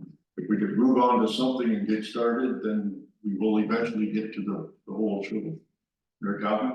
But I do think it's super important we know what we're trying to achieve from the community centers first. And then from there, it becomes much easier to say, we can achieve that with 1 community center, 2 community centers, whatever it is. And we do have very good guidance in our parks master plan as well on this issue.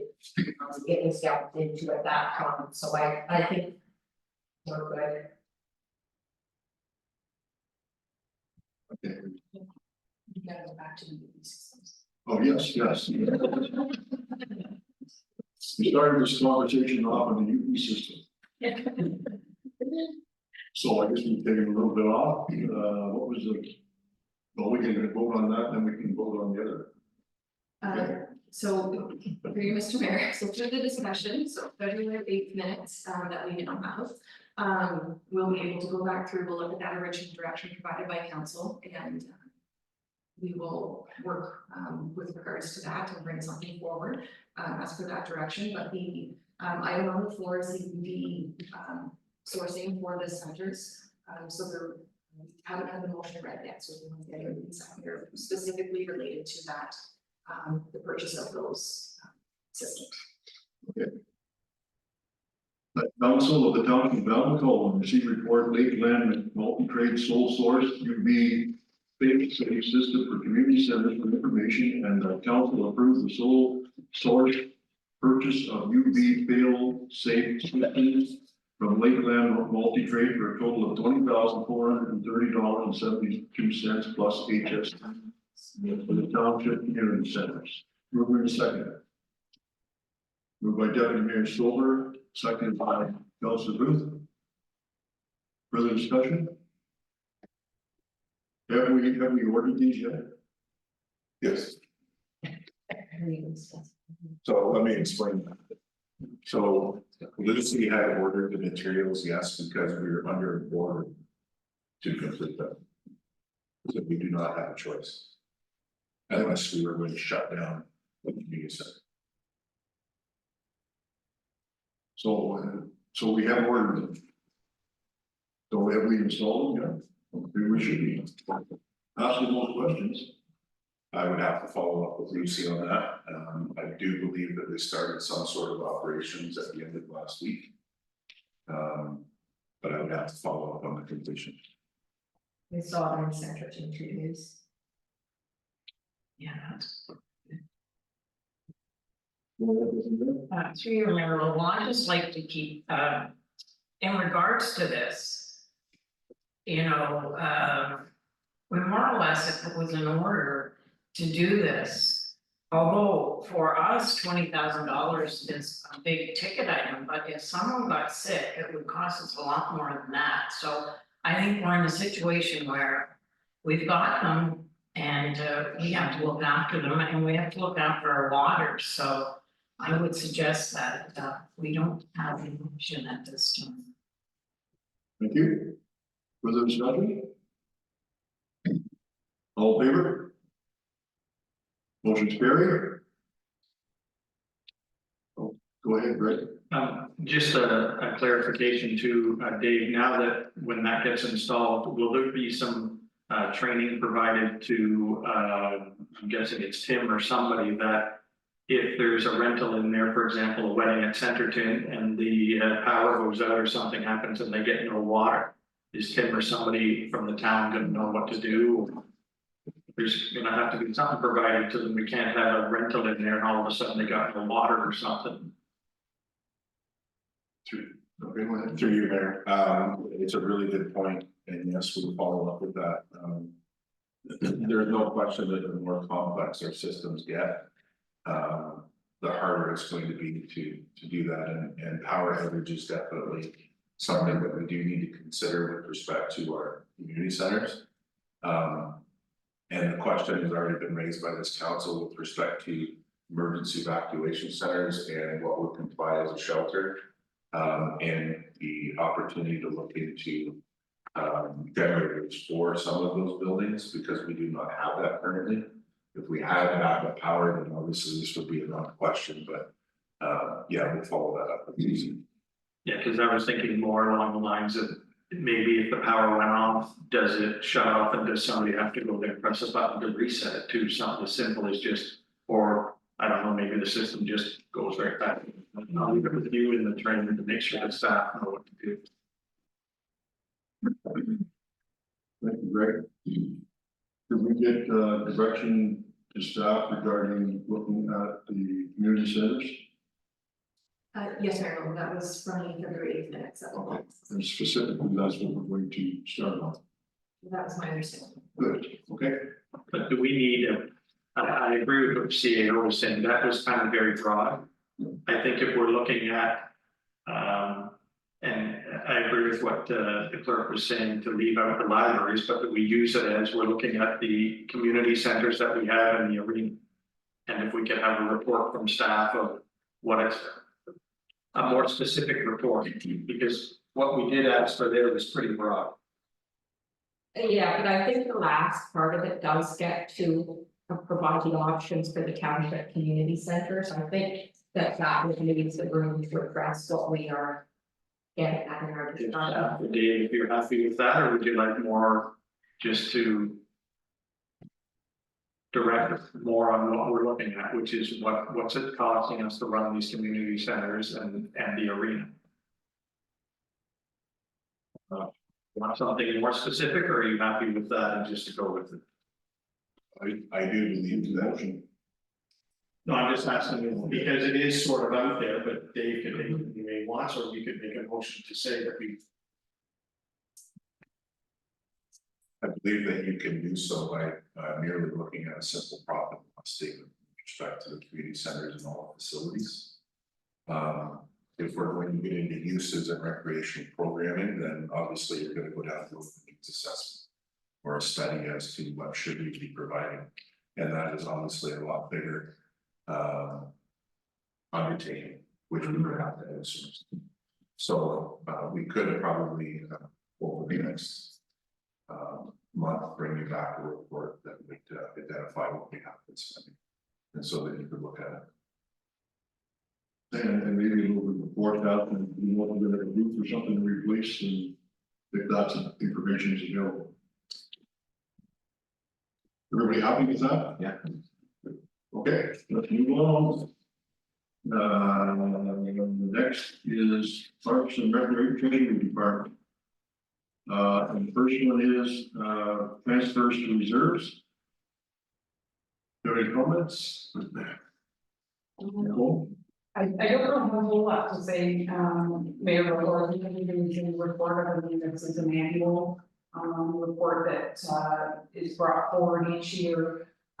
Just to make sure that if there is any surplus, that the auditors can make that transfer to the working capital reserve, as well as identifying a number of the items that were already discussed, mainly within the budget process, than anything that was major that was budgeted for in 2023 and carried forward into 2024. It makes its way into reserve so that we have access to it in 2024. Anybody else have any questions, comments? Go ahead, Rick. I haven't seen the year-end numbers for December 2023, and I know that we can't put an exact number in here of what those reserves transfers, but would it be possible for us to be provided that year-end? So we have a sense of what we might or might not be saying? So through you, Mayor, that surplus number is finalized by our auditors because there's a number of entries that they make outside of the general operating. So I don't normally have that number at December 31st. As well, from December 31st right on into January, we're still reporting accruals, we're still getting invoices in. So it makes it very difficult to come up with those figures. Okay, I'll read the resolution. The council is recommended that the council of the township of Elm Sullivan act as follows: that the council receive report 2023 transfer to reserves for information, and that council approve the transfer of unused capital expenditures and other significant revenues and expenditures to reserves as outlined in the financial impact section of 2023 transfer to report reserves report, and that council approve the transfer of any surplus remaining at December 31st, 2023 to the working capital reserve. Can I move in a seconder? Moved by Councilor Ainsworth, second by Deputy Mayor Stover. Any discussion? All in favor? Motion's carried.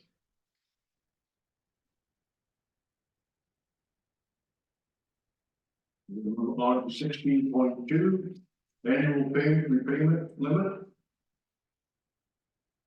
Any questions or comments to Nicole regarding this? I'll read the resolution. It is recommended the council of the township of Elm Sullivan act as follows: that the council receive report 2024 annual repayment limit for information. Second mover to second it. Moved by Councilor O'Neill. Second by Councilor Ainsworth. Any discussion, questions? All in favor? Motion's carried. Next one is 2024 2023 development charge reserve funds. It is recommended the council of the township of Elm Sullivan and act as follows: that council receive report 2023 department development charge reserve funds for information. I'll take a mover second, then we'll open it up for questions. Moved by Deputy Mayor Silver, seconded by Councilor Booth. Any questions or comments? Go ahead, Mayor Kaplan. Is there a requirement for those funds to be used in a certain time frame?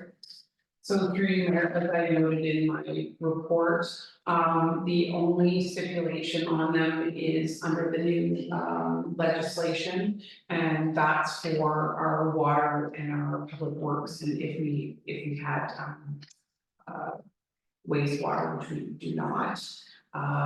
We are required to have a plan or expend 60% each year. So as I know, this is something that needs to come back to council to give you an idea. Truly, I don't see the roads part being an issue. We're on a regular basis using funds to keep our road network up. So it's just making sure that we're approving and allocating for the right amounts to come out of this reserve versus using that funding. And in some cases, like the roads normally we're using in the past, we've used OSIP and the CCPF fund. And the CCPF fund can actually be carried forward if we don't use it all. So there's an opportunity to use some of those funds here.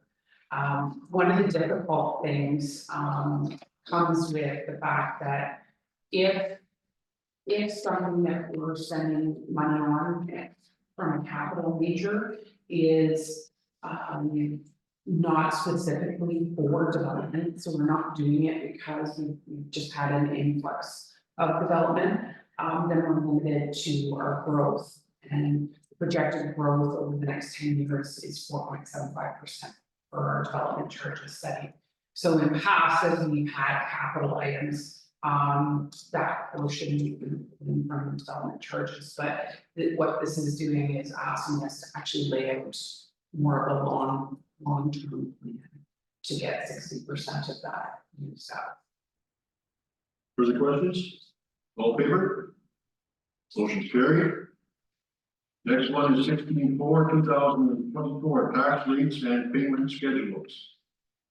It is recommended the council of the township of Alcohol act as follows: the council received report 2024 tax rate bylaw for information, and that a bylaw be brought forward for consideration to approve the tax payment / installment due date schedule and adopted for the 2024 tax rates. Mover and seconder. Moved by Councilor Ainsworth, seconded by Councilor Booth. Further discussion? All in favor? Sorry, no, go ahead. Steve, Mayor. Nicole, the difference on last year to this year, how much would it be? Through you, Mayor. So, are you asking for the levy change or the tax rate? Yeah, so for last year, I think, 5, 7 or something. This year, so is it actually just like 1.5% increase from last year, is it 2% or is it 5? So there's two separate things here. There's one is the actual tax rate and one is the levy, because the levy is the increase of basically our budget, right, year over year. So that increase is 8.52%, including the so 6.7 if you want including growth in that. If you're talking about the tax rate, and if you're talking about the overall tax rates, including the county portion, and the education portion, we're less than a percentage change year over year, on that increase. So give me a second and I can pull that up for you.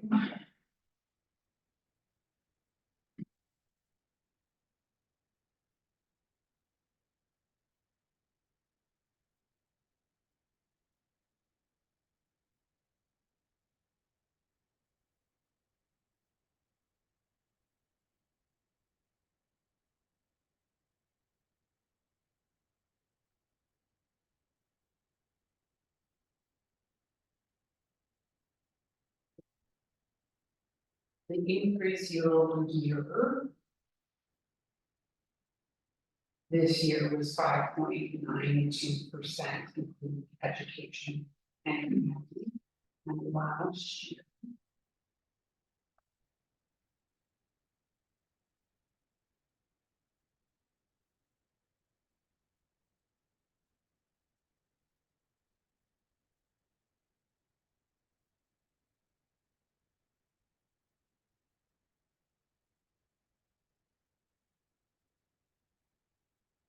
I'm gonna have to get back to you.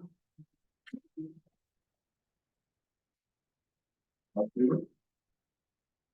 Motion's carried.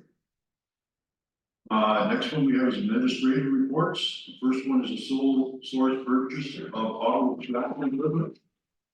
It is recommended the council of township corporation of township of Alcohol and act as follows: that the council will receive a report sole source purchase of auto extraction equipment for information, and the council authorize a sole source purchase of auto extraction equipment for $64,129 plus HST from Dark. Is that right? Dark Fire Corporation. Mover and seconder. Moved by Deputy Mayor Stover, seconded by Councilor Ainsworth. Any discussion? Yes. To your mayor local, to the, I don't know all the technical names, but would somebody call this the jaws of life? To your mayor, yes, so just for correction, it's extrication equipment. I noticed there's a couple types in there. But but that's what it's referred to, only because the term extraction and the term extrication were used interchangeably, so it is extrication equipment, and yes, that is referred to as the job. Okay. All in favor? Motion's carried. Sole source purchase of rescue boat. It is recommended the council of the corporation of Township of Alva Cullinan enact as follows. That the council receive report sole source the purchase of rescue boat for information, and the council authorize a sole source purchase of a UMA rescue boat for $49,801 plus HST from PPE Solutions. Mover and seconder. Moved by Councilor O'Neill. Have a light started on it? Looks like the animal one, yeah. Seconder. Second by Deputy Mayor Stoller. Any discussion? Whatever. Through you, Mayor, to our fire chief. I know at one point there was discussion on sharing this purchase with Hamilton Township. Is this that purchase or are we pulling along? Do you remember? So that's not this purchase, no. This one will replace the inflatable boat that we have at Station 3. And this is specifically a rescue boat. So this actually assists us greatly in our health and safety requirements and training requirements, because we will have very little need now to put firefighters actually in the water, because of the design and build of this boat. So it replaces what we currently have. So we will have one of these on the east side, southeast side of Rice Lake, and Hamilton Township has purchased the exact same one that will be. So we'll be able to work together. Go ahead, Mike. For you, Mayor, so the other one that we have, is it of any use or? You know, with the motor go on the other one, or is it any kind of? So, no, the motor's too big. This boat here does come with its own motor. But the other one will be sold. So the money will go back into the department funds. Okay, so the new one's going to, like, for island fires and rescue? It's, this one here is a rescue boat. Yeah, we can carry equipment in it without having to damage any of the inflatable. The other boat that we have currently is 20 years. Okay, Yes, and this boat here, will last you a good 20 years for sure. so just to clarify, so this boat is is it going to carry stuff for island? It can, Anything on an island, we have fire there? it can. Any further questions? All in favor? Motion carried. Next report is strategic plan, 2024 strategic plan update. It is recommended the council of the corporation of Township of Alva Cullinan enact as follows. The council received report 2024 strategic plan for information. I get Brewer second, and we'll ask questions of Council Lynn.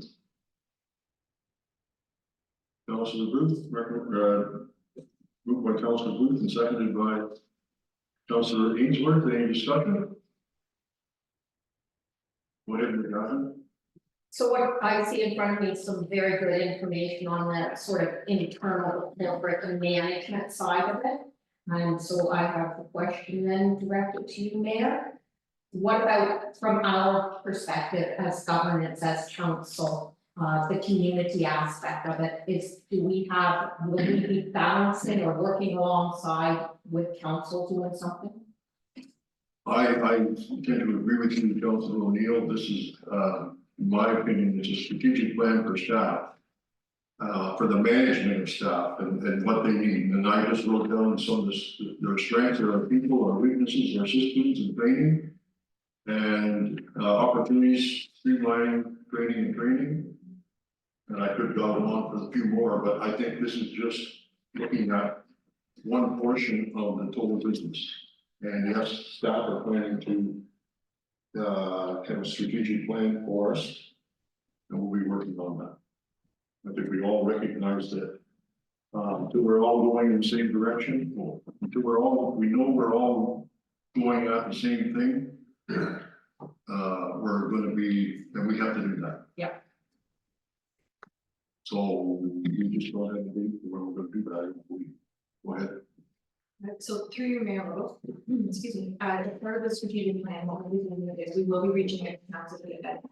Part of the role of the we get council and staff to come together with one priority or sort of several priorities, but really outlining where it is we want to go together and as that organization.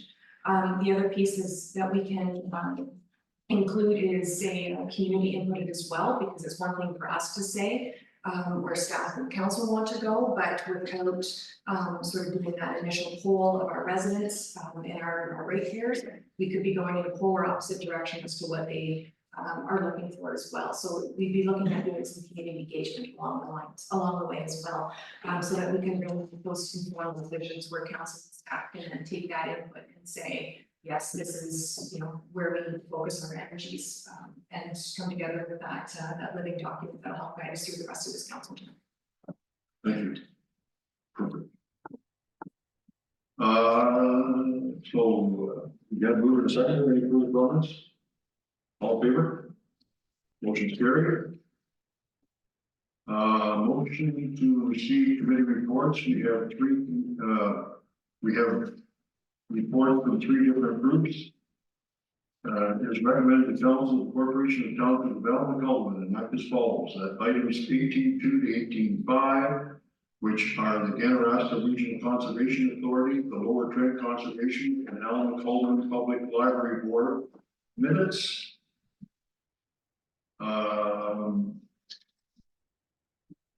And there's items 18.2, 18.5 on the April 30th, 2024 Municipal Planning Regular Council meeting agenda for information. Mover and second.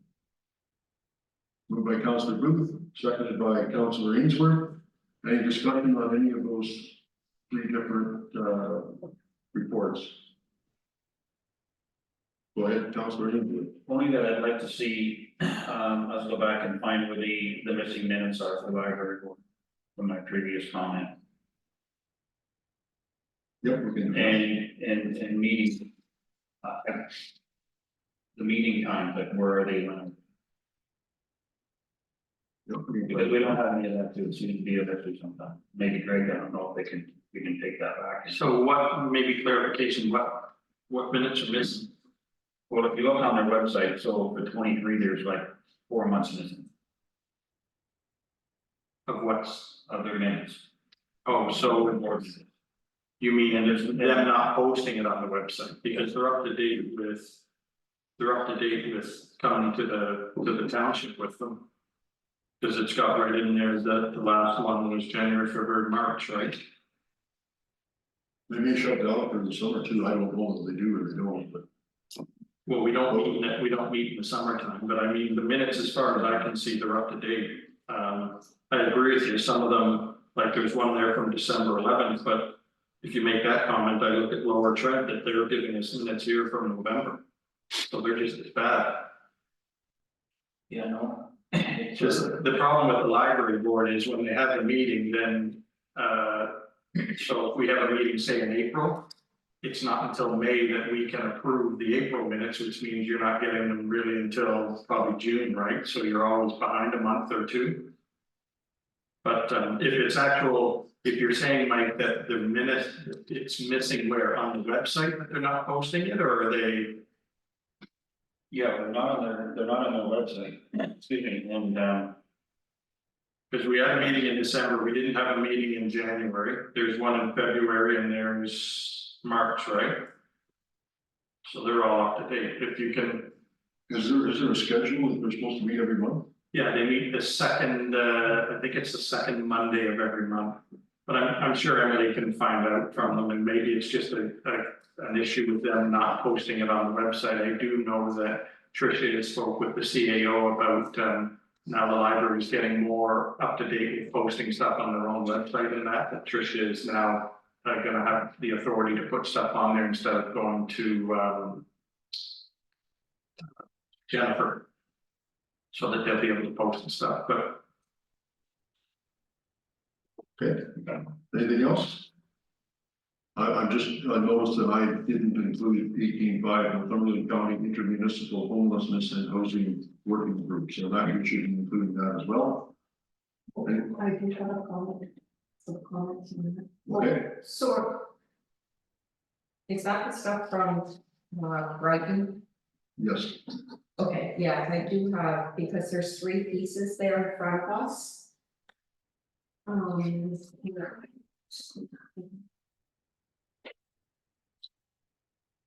They're in the email I sent. I have a copy of it.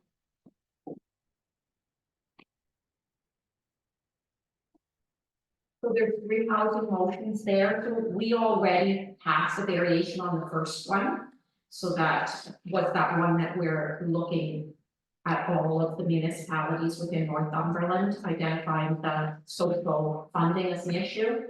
The second one that is there, and you already, our treasurer already referred to it, and it's the CCDF funding, which I believe replaces the gas tax. And I'm just wondering if there's a good resource on that program or how that works that could be provided. And then the last one, I know that we're looking at our bylaws here. And instead of supporting what it says there, I'm wondering if we could just have it as a direction that when AH reviews its bylaws, it will consider the impact or potential impact on homelessness and precariously housed individuals. I'm not sure if we need that, given that our previous discussion this meeting, but I'm just picking up and making my comments on what was in front of us.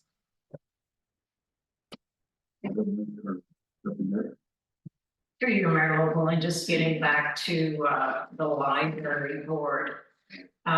December minutes read that they're having a meeting in January, not sure if that happened. They are posting February 1st meeting, but when I read their minutes, they did have a meeting February 8th. So there's no February 8th minutes. But there is the March 4th. And again, the minutes could be, or the agendas could be uploaded for transparency with the library board. So what they need to do is come up with the February meeting minutes. Not sure if they had any more, what other meetings they had in March, if they had anyone, so. you gotta keep moving. Yeah, that would be my comment. Yeah, so through your mayor level, if staff do have the direction to follow up, on those missing minutes, so I'll be looking to that as clerk and see. Thank you, we can get some more timely, forwarding of the minutes and ask where, some of these missing ones may be. Thank you. Any other further comments? All in favor? Motion's carried. We're gonna move on to communications, and the first one is Emergency Management Ontario Emergency Management and Civil Protection Act, EMPAC 2023 compliance results for the town of Belleville. It is recommended the council of the corporation of town of Belleville, and act as follows. The council received the correspondence. EMCPA 2023 compliance results for the town of Belleville for information. Mover and seconder. Moved by Councilor O'Neill, seconded by Councilor Ainsworth. Discussion? I just want to make a quick comment. It looks like a very good report. Thank you, Fire Chief and CEMC and all the other people that were involved in that. Okay. Make sure that's passed on to the staff, because I'm sure they would have been involved in a lot of things. Absolutely. Second. All in favor? Motion's carried. Then we go on to bylaws. Bylaw number 32, 2024, to provide for the levy and payment of taxes and the adoption of taxes for 2024. It is recommended the council of the corporation of the township of Alton Sullivan as follows. So bylaw number 32, 2024, being a bylaw to provide for the levy and payment of taxes and the adoption of tax rates for 2024, be given a first, second, and third reading, and finally passed this 30th day of April 2024. Mover and seconder. Moved by Deputy Mayor Stoller and seconded by Councilor O'Neill. Do you have any comments, Nicole? I just looked up the information with regard to, answering your earlier question on 16.4. I just wanted to clarify that, move forward. So, your question was like the tax rate. So, the local, municipal tax rate increase in 2023 was 5.52%, with an overall tax rate increase in education and county of 5.1. For 2024, it's a local municipal of 6.41 with a combined county and education above 5.92%. Thank you.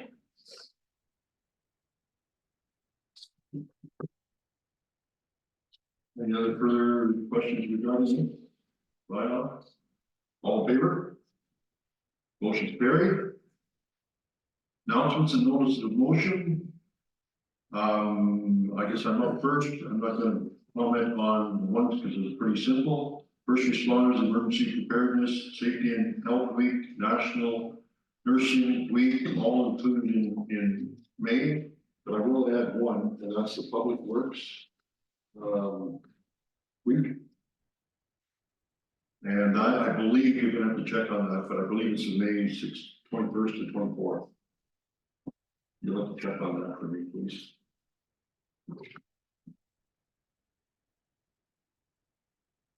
That's all I have. Councilor Mike Ames, get me your shoulder, I'm sorry. Through your memo, I don't have much. The only thing is, I would like to thank everyone who participated in the garbage pickup and with keeping our township clean with all the, I noticed all the bags that were out on the sides of the road, so it was a huge amount of people that took part in that, so thank you. Sorry, through you, Mayor, well, we did have for the proclamations, there was a motion looking to. A motion on the agenda looking for proclaiming those in the month of May. Including public works. So it's under 21.1. Yep. There was a motion that was put forward, so I would amend it to the Public Works Week from May 21st to 27th. Okay. As you asked. I haven't heard that. Thank you.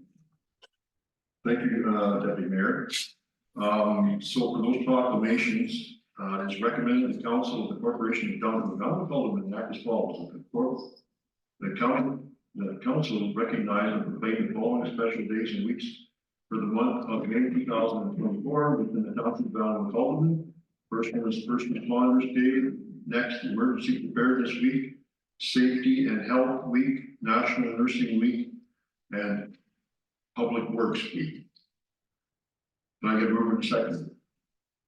Moved by Councilor Booth, second by Councilor Ainsworth. Further discussion? All in favor?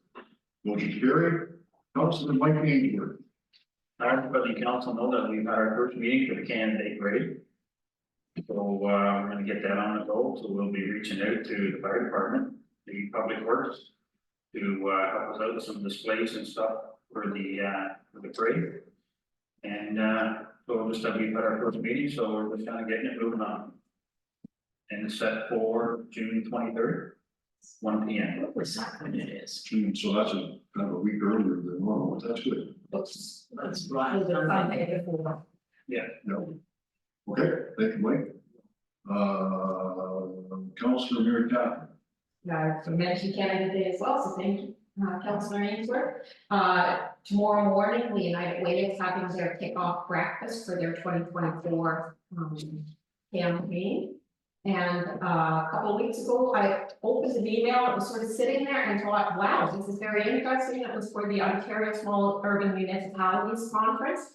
And I know we're not an urban municipality, but all of the speakers and topics are applicable to us. And I'm especially looking forward to the AMO Social and Economic Prosperity Review. Steve Pagan talking about that's the only one, will not apply to all of the labor one. Talking about government and the provincial government and municipalities and that relationship. So that'll be an interesting one. And then the Health and Democracy Project, which I think will be a good one. And then the road to municipal politics, areas and solutions to consider for health and local democracy. So fascinating topics, and I look forward to attending. Thank you, Mary Catherine. Councilor Booth? Nothing at this time. Okey-dokey. Next we'll be going into closed session. So I'll read the resolution. It is recommended the council, the corporation of the township of Allen enact as follows: the municipal planning / regular council meeting of April 30th, 2024. Move into a closed session under sections 239, 2A, the security of the property of the municipality or local board. B, a personal matter about an identifiable individual, including municipal or local board employees. D, labor relations or employee negotiations. K, a position, plan, procedure, criteria, or instruction to be applied to any negotiation carried on or to be carried on by or on behalf of the municipal or local board. And this is all regarding council, committee, and board composition, staff matters, memorandum of understanding for land use. I can move in a second. Moved by Councilor Ainsworth, second by Councilor Neal, all in favor? Motion is carried. Thank you.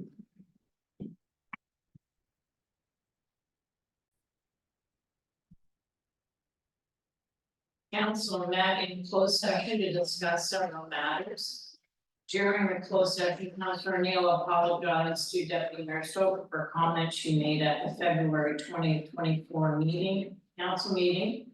Mayor Lowell left the meeting at 1 p.m. for another engagement. Deputy Mayor Stover assumed the role of chair.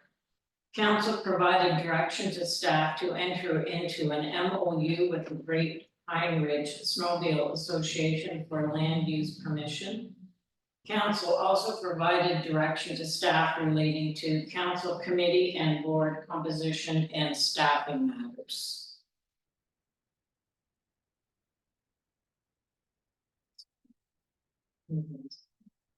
Yes, just to receive the report. Could I have a mover and a seconder to receive the report, please? Councilor Neal, Councilor Ainsworth, thank you.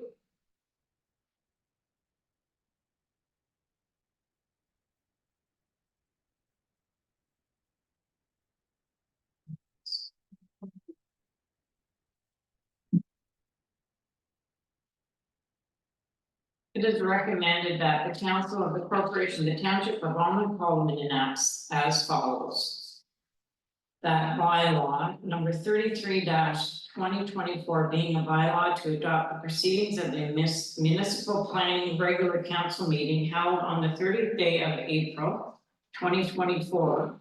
And to authorize an execution be given at first, second, and third reading, and finally pass this 30th day of April 2024. Could I have a mover, please? Councilor Ainsworth. And a seconder, please. Councilor O'Neill. All in favor? The last item is, it's recommended that the council of the corporation, the township of Alderman enacts as follows. That the municipal planning regular council meeting held on April 30th, 2024 be adjourned at 2024. Oh, sorry. 2:24. All in favor? Thank you. Thank you, council. Could I move on a second? Councilor Booth? Councilor O'Neill? Thank you. Lots of stuff.